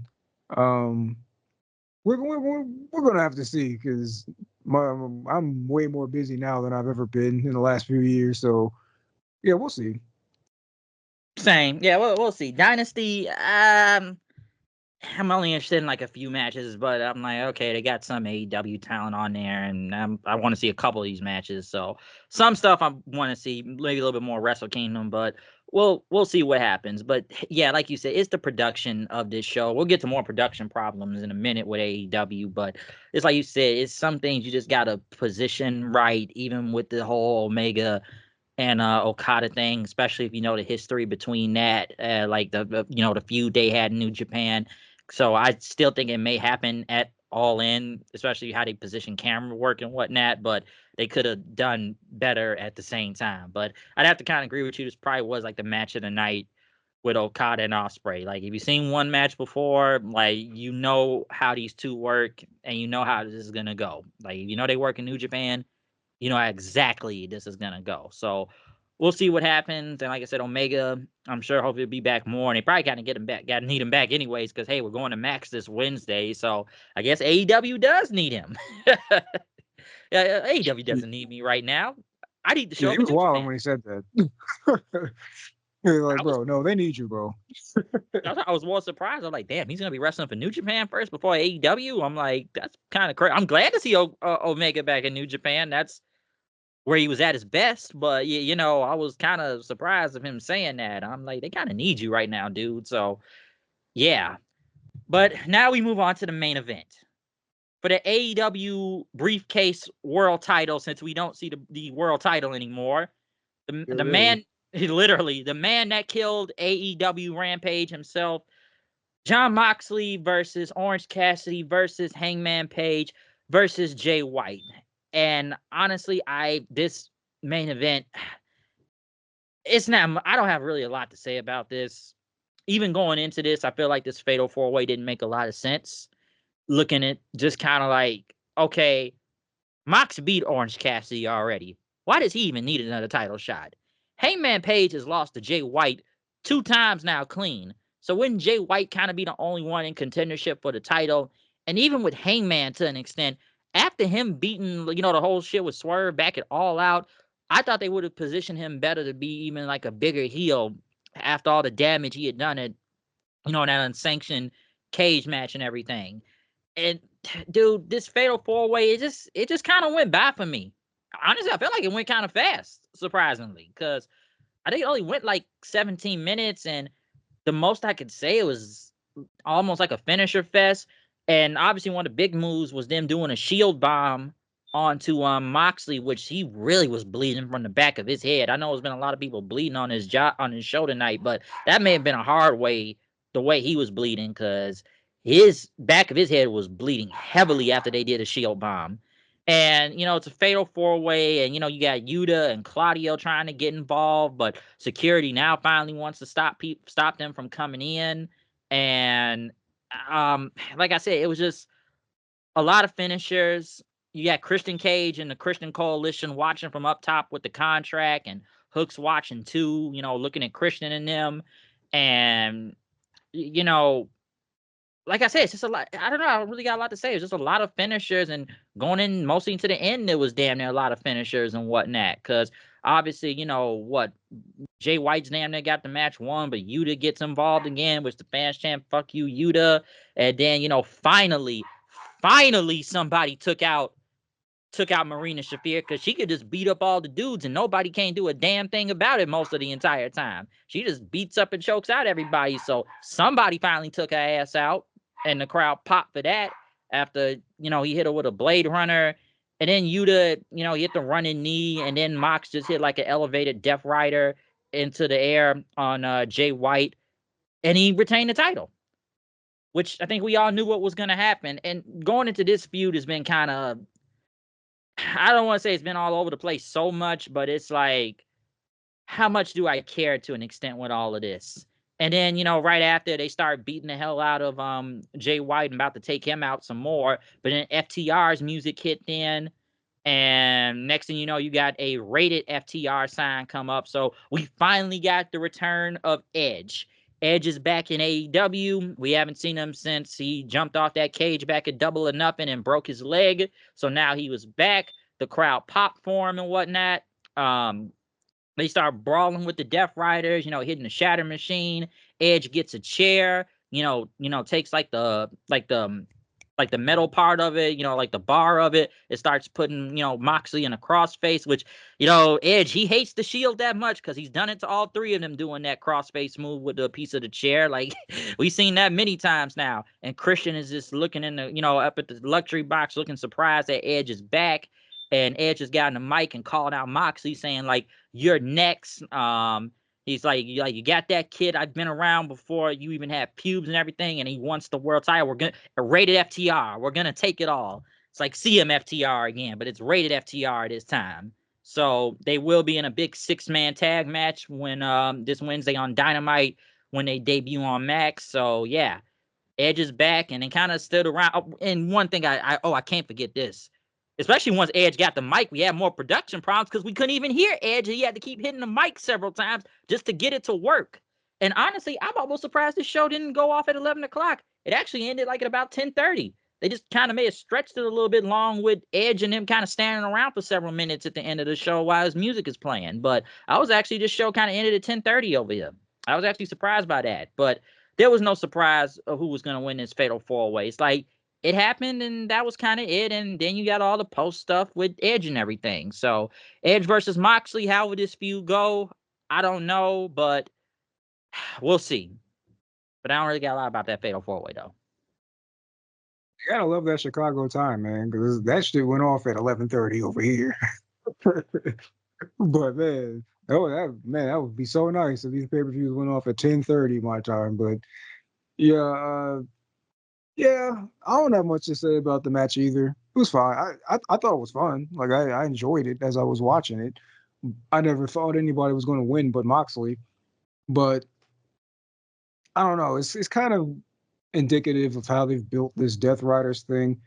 Like initially, I was like, "Oh, okay, this could be kind of cool. What's going on here?" I mean, while everybody else was like, "Oh, I hope it's Shane McMahon to be the big reveal," I didn't want that. I don't know where they were going, but I definitely didn't want that. But now that all this is kind of, calmed down and we can see where this is, not really that into it. I mean, it took way too long for actual credible people to come up against them. I mean, they were beating up the Job Squad for months, it felt like. And then finally we got some real contenders in here. But like you said, but the contenders here, like Hangman, what's he been doing all this time? Orange Cassidy just lost to this dude on the last pay-per-view. And then Jay White is the guy who's actually been built up to a degree. It should have just probably been one-on-one, but I don't know. I don't really see why we had to shove everybody into one match. And then afterwards, the fact that this is going to lead to a Moxley and Adam Copeland match, I don't know. Both of those guys are way too self-indulgent for me to really get into that. Because I can already picture this going to be like a 25-minute match with, yeah, man, I don't know. I don't dislike Edge, but every time I talk about him, I feel like I'm dogging him. It's like I'm just not into it, man. Like a 25, 30-minute match between Mox and Edge just sounds like a nightmare to me. I can't get into that, man. Like, because before he got hurt, Edge doing all these 20-minute epics every week against during his TNT title run. It's like, yeah, like I'm not into it. And then Moxley's the same way, man. I like Moxley, but like I'm not kidding myself about Moxley either. Like he's the same way. We're gonna be in for it. If we get a singles match between these two for the title, yeah, we're gonna be in for it. So yeah, I can't say I'm into that, but give it to I Revolution. mean, it's good that it is, or you think it will be? I think it will be. I was like, I think it'll happen at Revolution.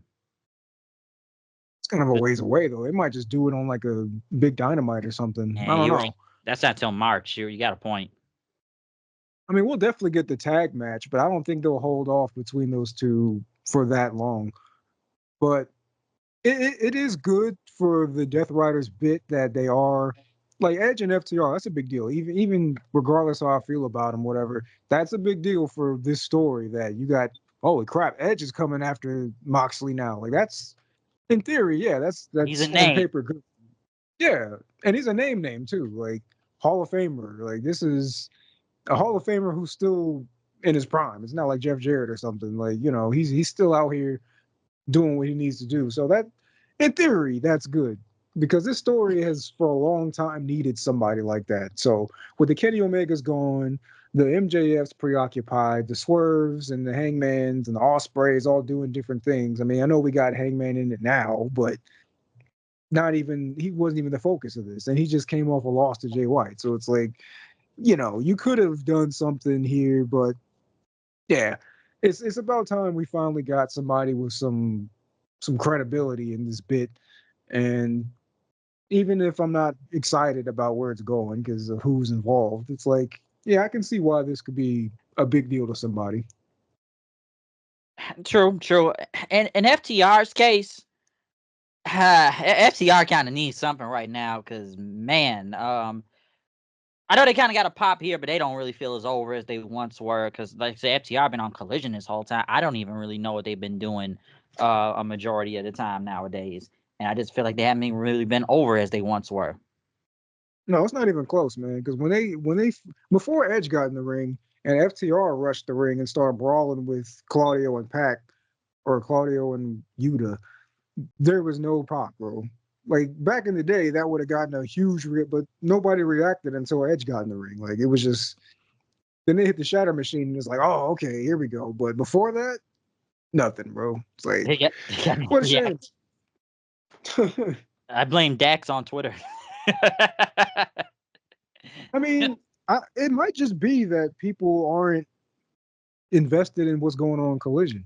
Like I said, when this Max thing happens next week, I'll give it a go, man. I'll see what's going on there because they got people on there I like, but like this is the only time y'all get, man. You can only hit the reset button one time and really try to right this ship. And if I tune into Collision and this still just feels like dark elevated, then I'm out, bro. Don't do what y'all were doing on Rampage now on Collision because Rampage is gone. Like don't let it be that. Let this be a show where we're going to tell some great stories and have some great matches. I'm not trying to see Ring of Honor on Saturdays, bro. Like cut that shit out.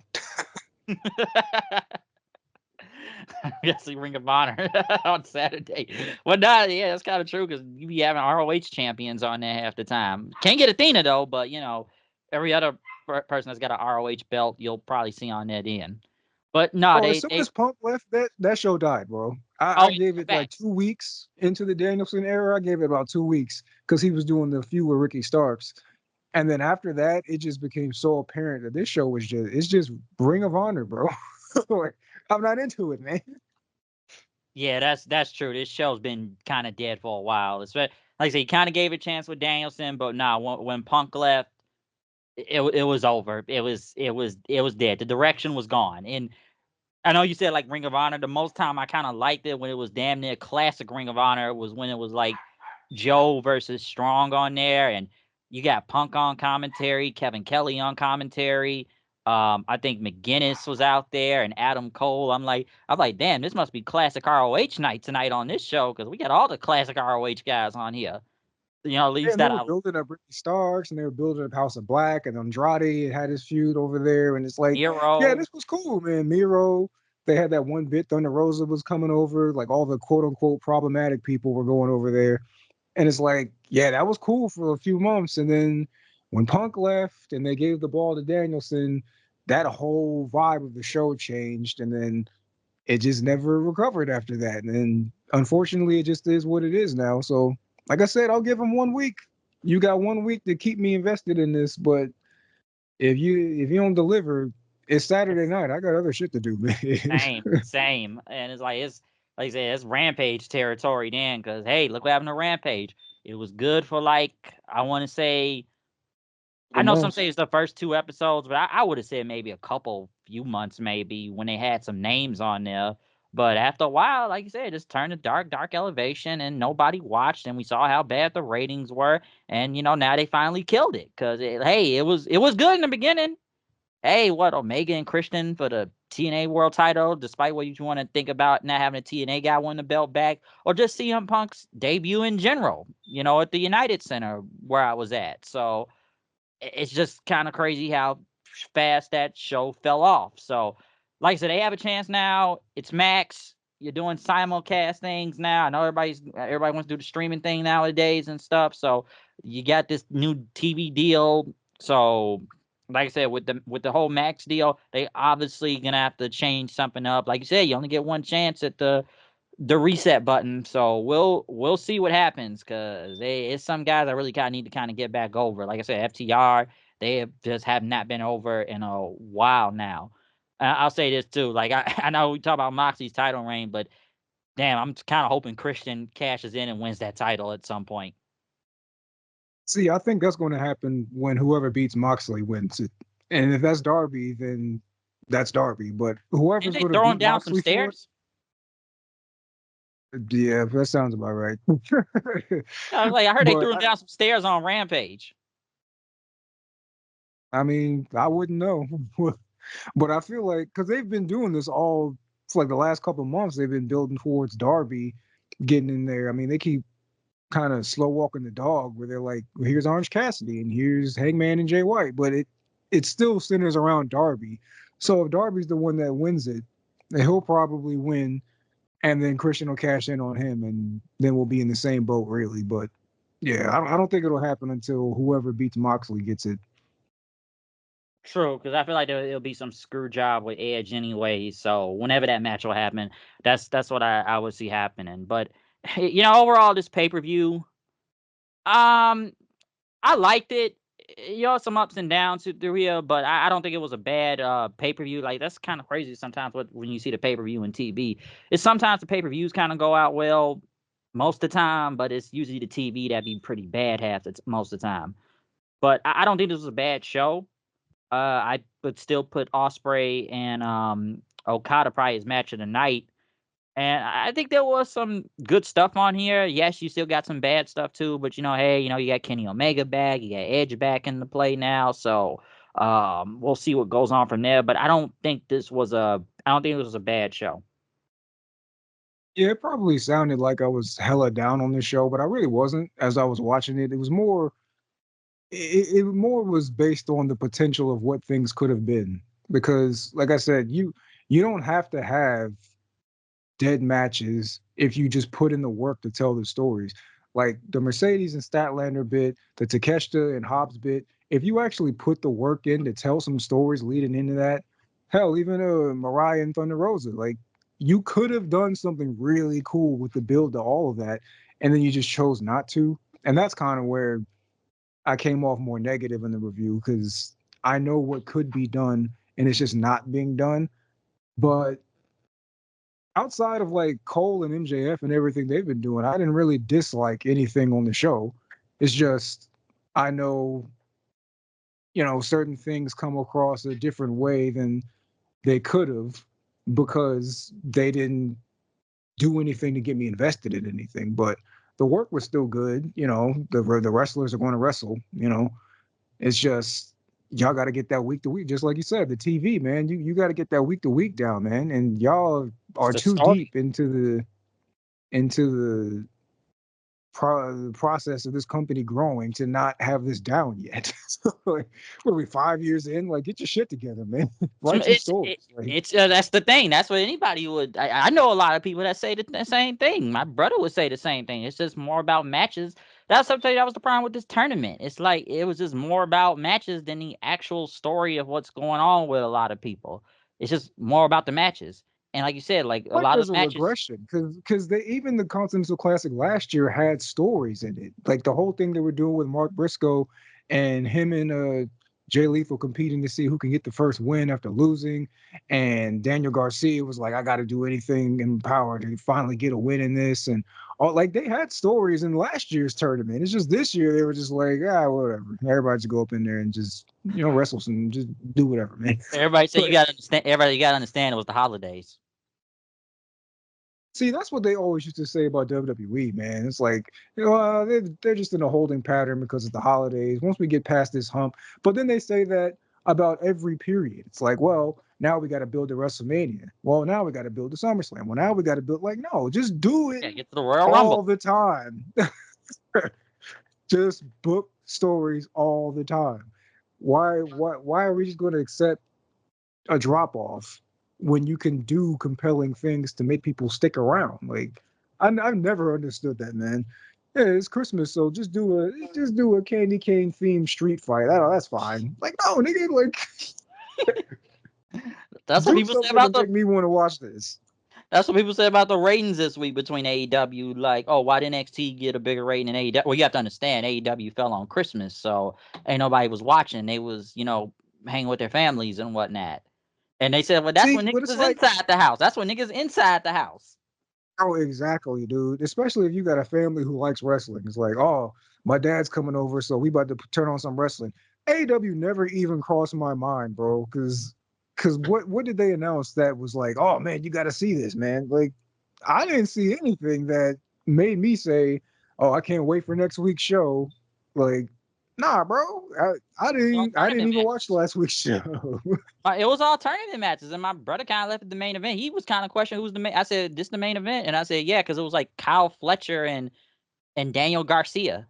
And he just kind of was ready to dip at that point. He didn't really kind of care because he even had said, like, all right, who's the world champion? I said, Monster World Champion. I said, how come we don't see the title? I'm like, I don't even know anymore. It's in a briefcase. It's been in a briefcase. Man, the freaking Ravens game was off by 8:00. If I was really invested, I could have hopped on there if I was thinking about it, but I wasn't thinking about it because your show is just so dry on a weekly basis now. And sometimes you get like a boost of something really cool happening. It happens here and there, but on the average, it's like this show is just so, man. What did I say when the collision a year ago when this collision thing happened? I was like, look, once a show becomes easy to miss, it becomes easy to miss, man. Once you miss like 2-3 shows, it becomes so easy to just stop watching. And you do not want that to be the case with your flagship show, man. I don't give a damn if it's on Christmas or not, bro.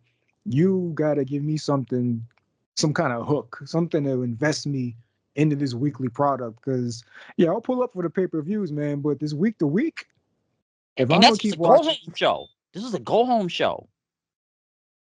Yeah, man, that's you gotta remember that. pathetic. That was a go home show too, because everybody said, oh, how come NXT? Because, people say, well, there's more people outside on Christmas Eve than they are kind of in the house. But I'm like, how did everybody's like, why did the NXT get a bigger rating then?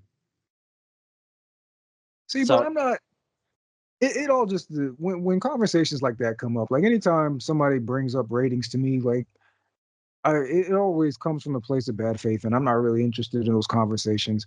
But even still, you have to admit that there is something wrong with why people are just not tuning into your show. Like, obviously, something is not just a tribalistic, toxic internet thing. Something is driving people away, or if not driving them away, something is not happening that is making them interested in your show. And you just haven't found the thing to make them interested. And I don't know what it's going to be.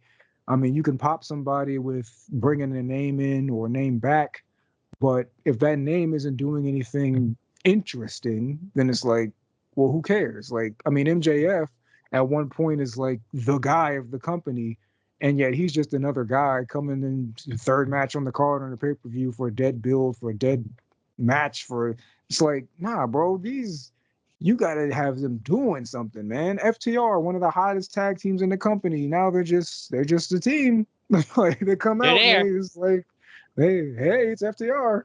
Here Like you go. what you got to do something, man.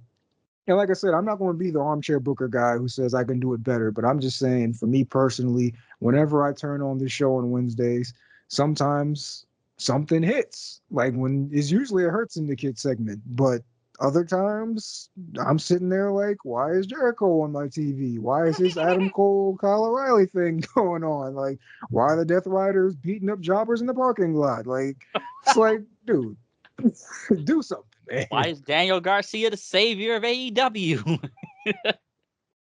Yeah, see that. Ah, man, yeah, I don't know. But Somebody said, I don't remember who, but it was a comment I saw on Twitter. And you know me, I try to stay out of wrestling talk on Twitter, but somebody said the main problem with AEW is Tony's pushing the wrong guys, the wrong young people, and they cited like Daniel Garcia is one of them, and Jack Perry. It's like, instead of pushing these guys, why don't you push these guys over here? And there might be something to that. I don't know. I mean, I like Daniel Garcia, but I don't know. There's something to that argument because it doesn't feel like when he pops up, it's like a big deal. You know, I think they're doing way more work with Fletcher right now than they're doing with Garcia, and he's a that's true. champion. So That's I facts. don't know, man. No, they putting a lot into Fletcher. You gotta admit, yeah, they are. They putting a lot of work into him. So you gotta admit that. Like, say what you want about Fletcher, they really are investing their time into him. Like they really are.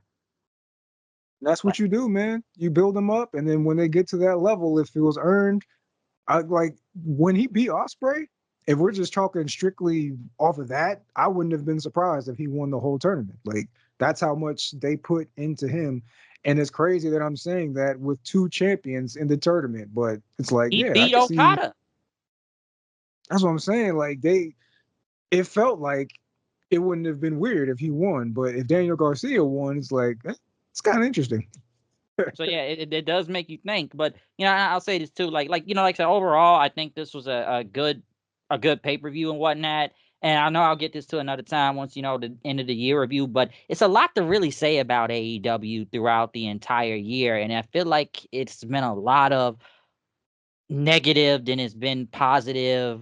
I know we just kind of talked maybe a little gist of it right now, but it's really a lot to say about AEW throughout the entire year, where it's been a lot of problems than more positives. Like I said, whether it been the talent or the booking or just, I guess, why is viewership down? Hell, why isn't half the fans coming to the building? I can tell you that off of experience. I told you when I went to that collision and everything, there was nobody there, and then they left more once Rampage started. So it really kind of makes you wonder when you look at the entire year out of AEW and just the TV deal. And now Tony's online saying like he feels like the CM Punk, well, that was another problem too, the CM Punk footage. I'll be talked about another time, but he feels like that got him a TV deal, was airing the whole All In footage with CM Punk and Jack Perry and how they went on about that, especially after the whole Ariel Helwani interview months ago. But, he's going on saying that. But it's a lot to say about it. And even with the signings AEW has had, I feel like some of them have kind of benefited. And, we'll get to that another time. But I feel like Ospreay's the only one that's really had like a good track record that, that they really kind of invested more and, that has at least got like a good streak going as an interest and whatnot, or even the Hurt Syndicate. I know the Hurt Syndicate just got here, but, I'm just kind of going back to the main three ones people were talking about months ago when it comes to Ospreay, Okada, and Mercedes and whatnot. So it's going to be a lot to say about AEW throughout the entire year when we get to that. But I do feel like it's been a lot of negative more than positives, and there are positives out there when it comes to matches and stuff. But just from a booking standpoint and stories, and I know we already talked about it, it's a lot of things to question about with this company right now. Crazy is people are acting like, and this is removing the bad faith people like Cornette and Bischoff who would just say things because they say things. But like people are acting like this is new with AEW. But I remember so many times last year coming on here to talk about pay-per-views where we've complained a lot about matches just being thrown on pay-per-views, no build, no story. It's like it's not that the company doesn't have stories. It's just the way that they tell stories is so I don't know the word for it, but the way they tell their stories on an average, because you get some bright spots here. Like, I mean, I talked about earlier how I'm digging what they're doing with Ricochet. Like, if that follow up is what I'm hoping for it to be, like they're telling a story right now. The Fletcher and Ospreay thing, they told a story. Like, but so much of the stories are just so slapped together and basic. It's just like man, where's the Tony Mariah in this story? Where is that in the overall creative of because like the main thing was the Death Rider story. Like this was the priority of the show. And even they couldn't figure out what they're doing with this. Maybe they had Shane McMahon lined up and then that fell through. So they just had to pivot and think of something else. Or Moxley was never supposed to beat Danielson in the first place, but they just kind of did that because Danielson's body was like, "Nah, I'm good, bro." So they just did it, and now they got to figure out. Yeah, it's like whatever the reason is, man, it's not new. Like we've been saying for so long that these matches on these pay-per-views, pay-per-views with like 11 matches on them, and only like 5 of them have any real build. It's like dude, we finally got a shorter pay-per-view this time, but they still had the same problem.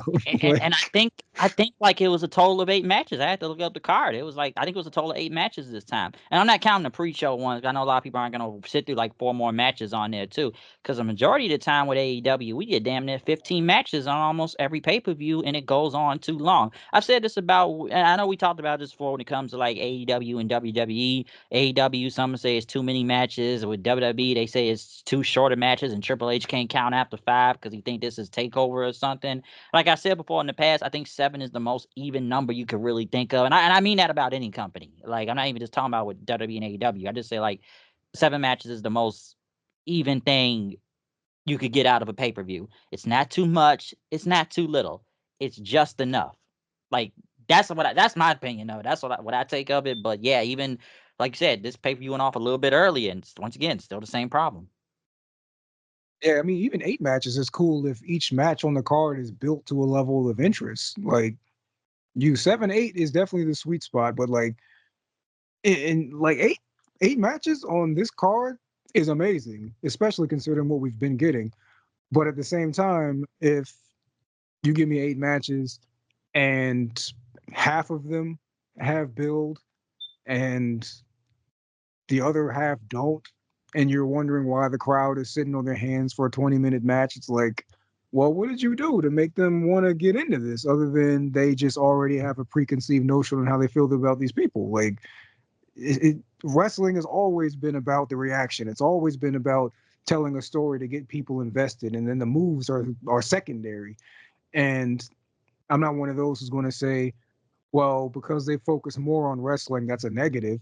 It's just if that's what you're going to do, then you got to do it consistently in how you're telling your stories. Like, all right, we tell our stories through matches. Okay, then what story did you tell to get Statlander to a rematch? What story did you tell match wise to get Hobbs to this match with Takeshita? Because I didn't see any of it.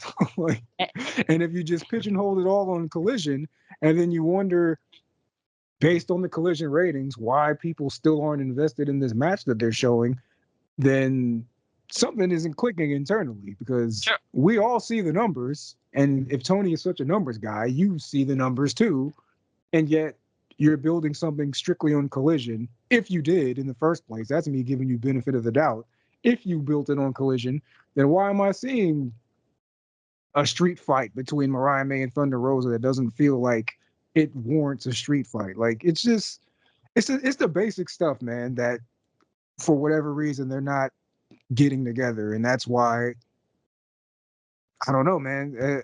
I'm rooting for their success. Obviously, more wrestling companies at a high level is a great thing, but it's like if you're just going to outwardly ignore what's wrong with your product, then what the hell are we doing here, bro? And, Like, and this is the reason why Kyle didn't even want to come do this, because he kind of said, I'm taking off AEW for a minute, because it was just kind of like what you just said. So when it comes like the stories and other stuff, he said, I'm good on AEW. I'm not gonna do this review, because he didn't really want to watch the show. Like, he said, I'll come back and do an end of the year review, but I'm like, I don't want to do this pay-per-view review, because he just said, like, I don't want to watch this right now. He said he was taking a break off of it, of he said the AEW. opposite of what I said. Because I said I probably wouldn't be around for the year review, so I wanted to do this because I know it's been a while since I've been on here. So I was like, ah, yeah, we can chop it up, but that's more just to hang out and talk more than I feel passionate about talking about this pay per view. So Yeah, because like going into this is like, okay, how much good stuff are we gonna have to say more than negatives in a sort of way? Because I feel like it's gonna be more negative half the time than it is positive, especially when it comes. Well, not every show, but especially with AEW half the time, it looks like it's more negative than we could find positive, and that's why he was kind of like, I'm good on this one. Like, I'll come back and do end of the year review with you, but he just like, I can't watch this show right now. Like, he just wasn't really liking what he was seeing on the show, which some stuff you just said, like you just named. That's kind of the reason why he didn't want to do it, because it's like stories and other stuff. And like you said, I know you don't talk about numbers a lot and everything, but we look at the numbers right now, and it's not really been good. There's a reason why Rampage is gone now, and Dynamite ain't. And I said, so y'all literally losing to the D League. NXT, you really losing to the D League out here. Like, seriously, yeah, black and gold, that was different. That was different. Now, you really losing to the D League. Like, seriously. Like, come on now. Like, it's you gotta understand, they're on the CW and stuff. You're on network television. To an extent, yeah, but I mean that's fair. it's a That fair doesn't have argument. anything to do with the buildings though. Okay, now, yeah, with the crowds, that has been. Yeah, like I told you, man, I went to Collision, man. Oof, they got to fit everybody on that hard cam side. Pay-per-views, the people are there. TV, there's nobody there. And y'all been trying to move to smaller buildings too. And which is kind of crazy. Now TNA is on the opposite, going to bigger buildings, and y'all going to smaller buildings, and y'all got more money. Like what's going on? Like, seriously, what's kind of going on here now? Like, it's kind of that's kind of cool. We see the crowds. We know what's going on. We seen it. We seen the empty seats. So, and like, come on, y'all going to smaller buildings? I don't know. I wonder how much they're gonna sell out for all in. Okay, because like I said, it's a lot that can be said about this company right now. Even I know London. I know people always talk about London, but now it's gonna be in Texas, and some people you still kind of got, you don't got, and it's not like you got Sting around. And I'm sure I'll have a lot to say about that when we get to Sting. At some point with his retirement match and stuff. But yeah, man, it's just a lot to say about AEW. So that's why I said, like, I've been writing notes to really kind of talk about when it comes to end of the year, just from an overall grade standpoint with this company, because I feel like I found more negatives than positives. Just Yeah. from it's just like I said, TV booking, viewership. I could go on a whole thing. I'm not gonna do it now, but like, I could say a lot when it comes to Ospreay's time there. I really can talk a lot when it says to Okada's time there. I'm sure there'll be plenty a lot to say about Mercedes' time there. And like, cause those like the main three people were talking about at one point that got signed with them. Yeah, but that like nothing even to do with them themselves is what's wrong right now. Like it just feels like the priorities aren't lining up. It's like I don't know, and I guess this is turning into a review because I'm not going to be on the other one. So I was But saying, it's like, just, I could go off the air on this one if you like. I mean, it's probably just going to be us more repeating ourselves, but it just is, less about ratings and more about interest in general. Like when people talk about numbers, it's like, yeah, where are the people in the buildings though? Like I remember when they were here in DC for the debut episode and that place was packed, couldn't even get tickets and stuff. And I live here. But I mean, they're just down the way for me. It's like, wow, people are all over trying to get here. Now they got tickets to spare, bro. You're probably bundling shit and everything. And people were saying, well, maybe it's because they just suck at promotion. Maybe that's what it is. And I'm like, that can't be the answer for everything, man. It has to be a level of interest. If your ratings are down and your tickets are down, something ain't adding up. It's got to be an interest thing. And you can debut and return as many people as you like, but if the infrastructure is still the same and you're more worried about sticking it to WWE and Punk and you're more worried about, hey, look at what we did here and here, and instead of improving your product, then yeah, people are going to leave and they're going to stay gone. You said Kyle didn't even bother watching the pay-per-view. I bet if you get two more of those in, he ain't going to watch another one. Yeah, I feel like it, he won't. Because I'm it's sure, too and easy. Oh, go ahead. I was gonna say, like, nah, I'm sure he won't. And he was with me at All In. We both went to I'm sorry, All Out. We were there. We both went. Like we were Say, there. man, it's too easy. It's too easy to just stop watching it, man. So Literally, because it's just it's what just you. like your favorite football or basketball team. If they're always trash, and then one day you just decide, you know what, I'm just gonna stop watching these games, and then you just never watch them again, man. You just stop watching it. And so like there you go. So but it's like you just said, would it become the interest of the company, or like you said, if it ain't trying to take shots back at which we have seen throughout the year, them still taking more shots at WWE. I wasn't grinding on the boss's daughter, Ospreay and everything, or just the Punk footage and Ariel Hawani, and they felt like they had to kind of get back at them, which I felt like it kind of backfired on them. Still, I do believe that, because even when they played the footage, you could hear people in the crowd still chanting CM Punk. So I don't know who this really helped to get over, or I don't know how this was supposed to help them. Or even like I said, there was one night they was just throwing hella shots at WWE. They was really going in on them. They didn't care. They was like, we taking shots at WWE. You want to talk about the grind? The grind?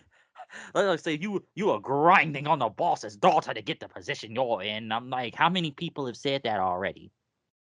Well, I mean, he deserved that shot though. That's an exception to the rule. Like, because Triple H was wild when he said what he said. But yeah, man, if we don't need a rah rah AEW speech every week if y'all actually are just doing what you need to be doing, you know? Edge, Edge. This is AEW, Them, man. FTR, or whoever, man. Meanwhile, you got incredibly talented people who want to work, but you got them on the sidelines because of contract stuff. It's like, all right, well, we're not going to let you out of your contract, but we don't want to use you either, even though you could probably benefit our company. It's like, oh, Because well, I don't got time for this petty shit. Just get to the simple stuff back in wrestling. This person doesn't like this person. Why? And book the match. It's so simple, man. And yet it just feels like it's not for whatever reason, man. yeah, Just build these people up, tell the stories, because you already do the matches, so you got that part down. Now it's time to work on the other stuff you're not doing so great. And if you keep telling yourself that we don't need to work on that while your numbers are dwindling, then sounds like it's a management problem. You gotta understand, man. They got the TV deal now. Ain't nothing to worry about. They got the TV deal. That's they got. Or if Meltzer keeps hyping them up like crazy, that's another thing too. Especially Meltzer's involvement with an AEW. But everybody talks about. You gotta understand, man. They got the TV deal now. They don't really gotta worry about that much. No, yeah, they definitely still do, because at any point, with the way Warner Brothers has been operating, they could still just be like, you know what, yeah, fuck this, and then that's it. Yeah, they've had contracts for many of movies and TV shows that ain't existing anymore or ever saw the light of day. So, in my opinion, Meltzer or whoever, y'all still need to be worrying about it. And y'all still need to be getting this together, because Warner Brothers themselves ain't where they need to be either. So, Cause yeah, because they've been making a hype out of that, and like you said with contracts, like if it ain't Ricky Starks and how weird that whole thing is right now, or the Lucha Brothers situation, and now Phoenix had deleted his tweets now. It's like, okay, like, it's like, oh, so are they with the company? Are they not with the company? Are you gonna do something with them? Or like, I think Tony just doesn't want to let them go, because he knows, like, if they leave, they'll go to WWE. He don't want to let them go. I mean, who cares? That's my thing. Like, who let them go? What they're gonna do in WWE? Feud with the LWO? Like, come on, bro. Like, let them Ricky go if they Starks, don't want to be here. Ricky Starks don't even know Ricky, why he on TV. You see, can't Ricky, you figure. need to work that out, because Ricky actually can do really cool things for your product, and so could the Lucha Brothers. But if they don't want to be there, then you just can't help that. But Ricky's case, man, I feel like it's not over. You can work that out, but Tony just doesn't want to. He can't figure. And you heard the stories Ricky been saying, man. Especially with the Royal Rumble situation, and even with his involvement when Punk, people telling him like, man, you better be grateful you here, or saying like, it's not a good look, Ricky. You was at the Royal Rumble with Cody. That ain't a good look, Ricky. That ain't a good look. They told him. He Yeah, said, that whole infrastructure is fucked, man. I don't know. When people are talking like that, it's just like, come on, man. Like, what are we doing here? This they is not think a priority. he a turncoat. He a turncoat. He's a Benedict Arnold. He's a turncoat. He turned it. They don't trust him no more. They don't trust him, man. Tony. It's like people say now about Tony nowadays, man. He's basically, Vince from a business thing minus all the, allegation bullshit. So that's basically what Tony is nowadays. Literally, that's what people have been comparing him to from a business standpoint. It's like, you promised you never would do some of the stuff you're doing right now, and now you're doing it. You wonder why people call you WWE Light. Yeah, that's unfortunate. Maybe it just he realized maybe the Punk thing or the WWE booking the same shows the same weekend or moving shows thing, and he just woke up one day and said, "All right, so this is how the business is, huh? And this is what I have to be to make my business successful." And I mean, that's unfortunate if that's the case, but he's always presented himself as not a petulant child, but definitely immature in how he responds to things. So He it keep just getting into is what Twitter it is, man. arguments. He's getting into That's Twitter what I'm saying, arguments. man. If I had Tony Khan money, you wouldn't even see me, bro. Let alone being just some dude that can just argue with me on the internet. No, bro. Like, That's how yeah, you know he got too much money. Like, bro, why are you this bored?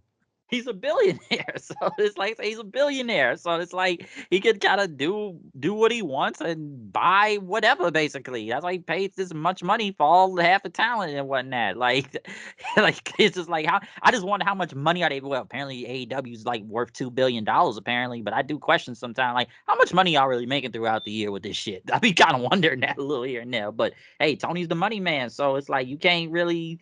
They can't lose no money because they got the money. They got the money already. They've been at And it. you'd hope they use that to make their show better. That's, like at the end of the day, just do things that are interesting. And that's something that they've been struggling with for 2 years to me, because I've been saying it since last year. Like, when the majority of the show is not great, man. And we're not even talking about like the wrestling, but just the in between stuff that makes the show flow, that makes you more interested in the matches, is just not great on a whole, outside of some bright spots. I mean, how many freaking times if I come on here and complain about how much TV time Chris Jericho's getting, and then he turns it into a gimmick. It's like, The bro, learning tree. just because you're making it a gimmick doesn't make it not that, bro. Hi Like, guys. Hi it's guys. like that kind of shit is what I'm talking about, bro. Like, and Jericho wasn't even Hi, on Shay. the show, and I'm still complaining about it because it's the same issue whether he's involved or not. It's like, if this isn't over, just drop it, man. It's He's a world fine. champion Nobody's gonna again be now. mad. Dude, Oh he's a world gosh. champion. Well, Dude, he's the Ring of sort Honor of. world champion. He's Yeah. he's a world champion again, folks. He's the Ring of Honor world champion. They both. I think Jericho just has a lot of power in that company. He has a lot of powers. I think they just let him. I said it before. Like if he was back in WWE right now, he would not be doing half the stuff he'd be doing on TV right now. I don't think they would let him. They wouldn't. I think he can get away with this in AEW because I think Tony has trusted him enough to like give him this much power, whatever how much he has. But I do believe he has a good amount of it over there. So that's why I'm kind of like, this stuff's ridiculous. But it's like, man, I'm like, damn, they gave him the Ring of Honor world title again. Is it gonna make people watch Ring of Honor? Yeah, man. it's I don't get it. it's gonna make him why we gonna watch more of ROH. I'm like, well, we'll see because like every feud he's in is like it doesn't really turn out well, or I don't know. It's like man, they still got him though, so I'm almost surprised they didn't even do a one-on-one with Well, I know he's gone. Well, yeah, he's still kind of with them, but Sting and whatnot. Because at least that's one other bright spot I can say about Sting is retirement. You know, well, despite what you want to think about the angle and everything and how they booked it, because at the end of the day, Sting walked out undefeated, didn't even lose. He walked out undefeated, Yeah, well, whole who's run. upset about that? Who I'm not. wanted to see I'm not Sting really lose? mad about that. I know some people are because they feel like he should have put somebody over. But why? I thought he was gonna put Darby over. I'm gonna be honest with you. Yeah, a I lot thought. of good that did Kurt Angle in his last match. Like, who cares, man? I think because it's a different company. That's why. Because yeah, it could be a lot to say about with that whole mess with Corbin and them. But a lot of people felt like Sting was at least gonna put Darby over somebody before heading out. But then again, he kind of came back later on. Well, he still signed with them. He had some type of contract. Well, he was at the press conference for All In, and Danielson said he's not really retired. He'll be back at some point. So it's not like he's really gone. Also, and he was the world champion not that long ago. All In, like it's kind of full circle for him because it's like WrestleMania 30 all over again. But it's like it's some things. How can I say this? You can say questionable to some extent, but it kind of makes you wonder sometime with some people. So I don't know. Like that's I'm not like I'm just saying like with some of the people they kind of got and don't got right now. Cause like I said, you got a chance with Lashley and them. You got a good chance. That's why I feel like you said this before to me. They feel like something different on the show. Like the Hurt Syndicate, they feel different from everybody else. They feel like this is the best Shelton Benjamin has looked in years. He feels like a name again. He feels like a star again. And all he did was just show up. It's not like he's doing anything that he couldn't have done when he was in WWE. So like, where And he's still the same size, still at the same level of competition, but he's just booked better. he's just booked better. And like I said, like Lashley and MVP and them, they all feel like a big deal. Because, yeah, I'm not going to go to the whole WWE thing, especially how, I know Lashley's done an interview lately about why he even left WWE, which I don't really blame him because I feel like they was wasting him over there. They didn't, they just kind of they just stopped. So I don't really blame Lashley for getting up out of there. Yeah, like same with MVP and them. Even though I know MVP's kind of backtracked a little with, well, I never said Triple H was racist. So I'm like, well, you was implying real heavy to it. I'm Like, saying that he don't gotta say it now. It's like, like, one of the black talent on AEW right now. So no, it's just like I said, like it's a lot to really kind of go in, especially with some of the names they got and don't got right now. So like you said, they got to hit that reset button. But I've already seen some people already said it's probably one of the worst years AEW's even had, or they just had once again just more negative than positive reaction depending who you're talking about, where it becomes, like I said, not repeating himself, but booking, storylines, viewership, all that type of stuff. Because, like I said, there's a lot of people that even if you do like them, you can kind of see it with the booking, or like I said, you could probably blame the internet to some extent of who they go against and argue, or just the people that they have there. Like I said, I can go in on about the whole Mercedes thing. I still think it was crazy that she just debuted and didn't wrestle for 2 months. And then wins a title. Like, I'm like, what the fuck? Like, why'd you bring her in if you knew she wasn't ready yet? I will always question that. Dropped the ball for sure. Because I mean, we always said that was weird. That what was the point of that if she wasn't ready to go? But yeah, I don't know, man. At least in that case, they actually did tell a story between her and Willow. But at the same time, yeah, it's still a drop ball of many drop balls. The whole court is covered in balls now, bro. Like, they've been dropping, man. They are dropping. The court has been dropped. They've been dropping so many things. They've only had some good. I was like, they got a few good things they probably had throughout the entire year. Like, it's some people at least you can name, like a Swerve. He won the title, or Samoa Joe's time as the champion, or Will Ospreay in general, or Tony Storm's gimmick, or some other people. You can say at least some positive, but yeah, I feel like it's more with the negative part. It's like, man, why are we always hearing something backstage about y'all? Some bullshit happening, or people leaving, or like Camille's booking. Don't get me started, Camille. So I don't know. Yeah, I definitely don't know about that one. I thought that was weird as soon as they started doing it. It was like, what the hell? Why is she a fucking idiot now? Like, what are we doing? She was great in NWA, but I'm like, I don't know what they did with her in AEW. I'm like, this what we doing now with her? Like, this it? Like, I don't know. That's what I always said before when it came to all those releases months ago. I think a lot of people kept going to TNA and at AEW.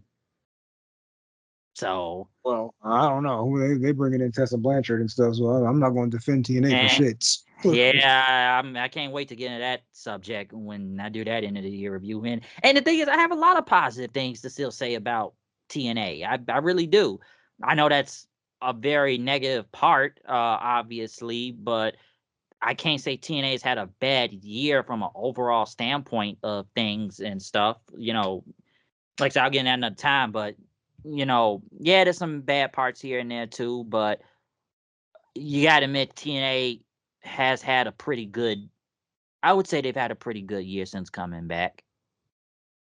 Well, they started the year by firing Scott D'Amore, and they ended the year by bringing back Tessa Blanchard. But I mean, everything in between was pretty solid. So solid. And even with the NXT stuff, like I do question that here and this. Like I said, I'm not against it, but I've said it before, and I've had debates with people. I'm like, dude, don't become a fucking farming system and get bought out by the WWE. I don't think that's a good thing at all. And I said if they bought TNA, I said that'd be a very bad thing. I don't care who's in charge. Like, oh, well, it's Triple H. I'm like, I don't care who it is. It's the WWE at the end of the day. Okay, I don't care if it's Vince or not.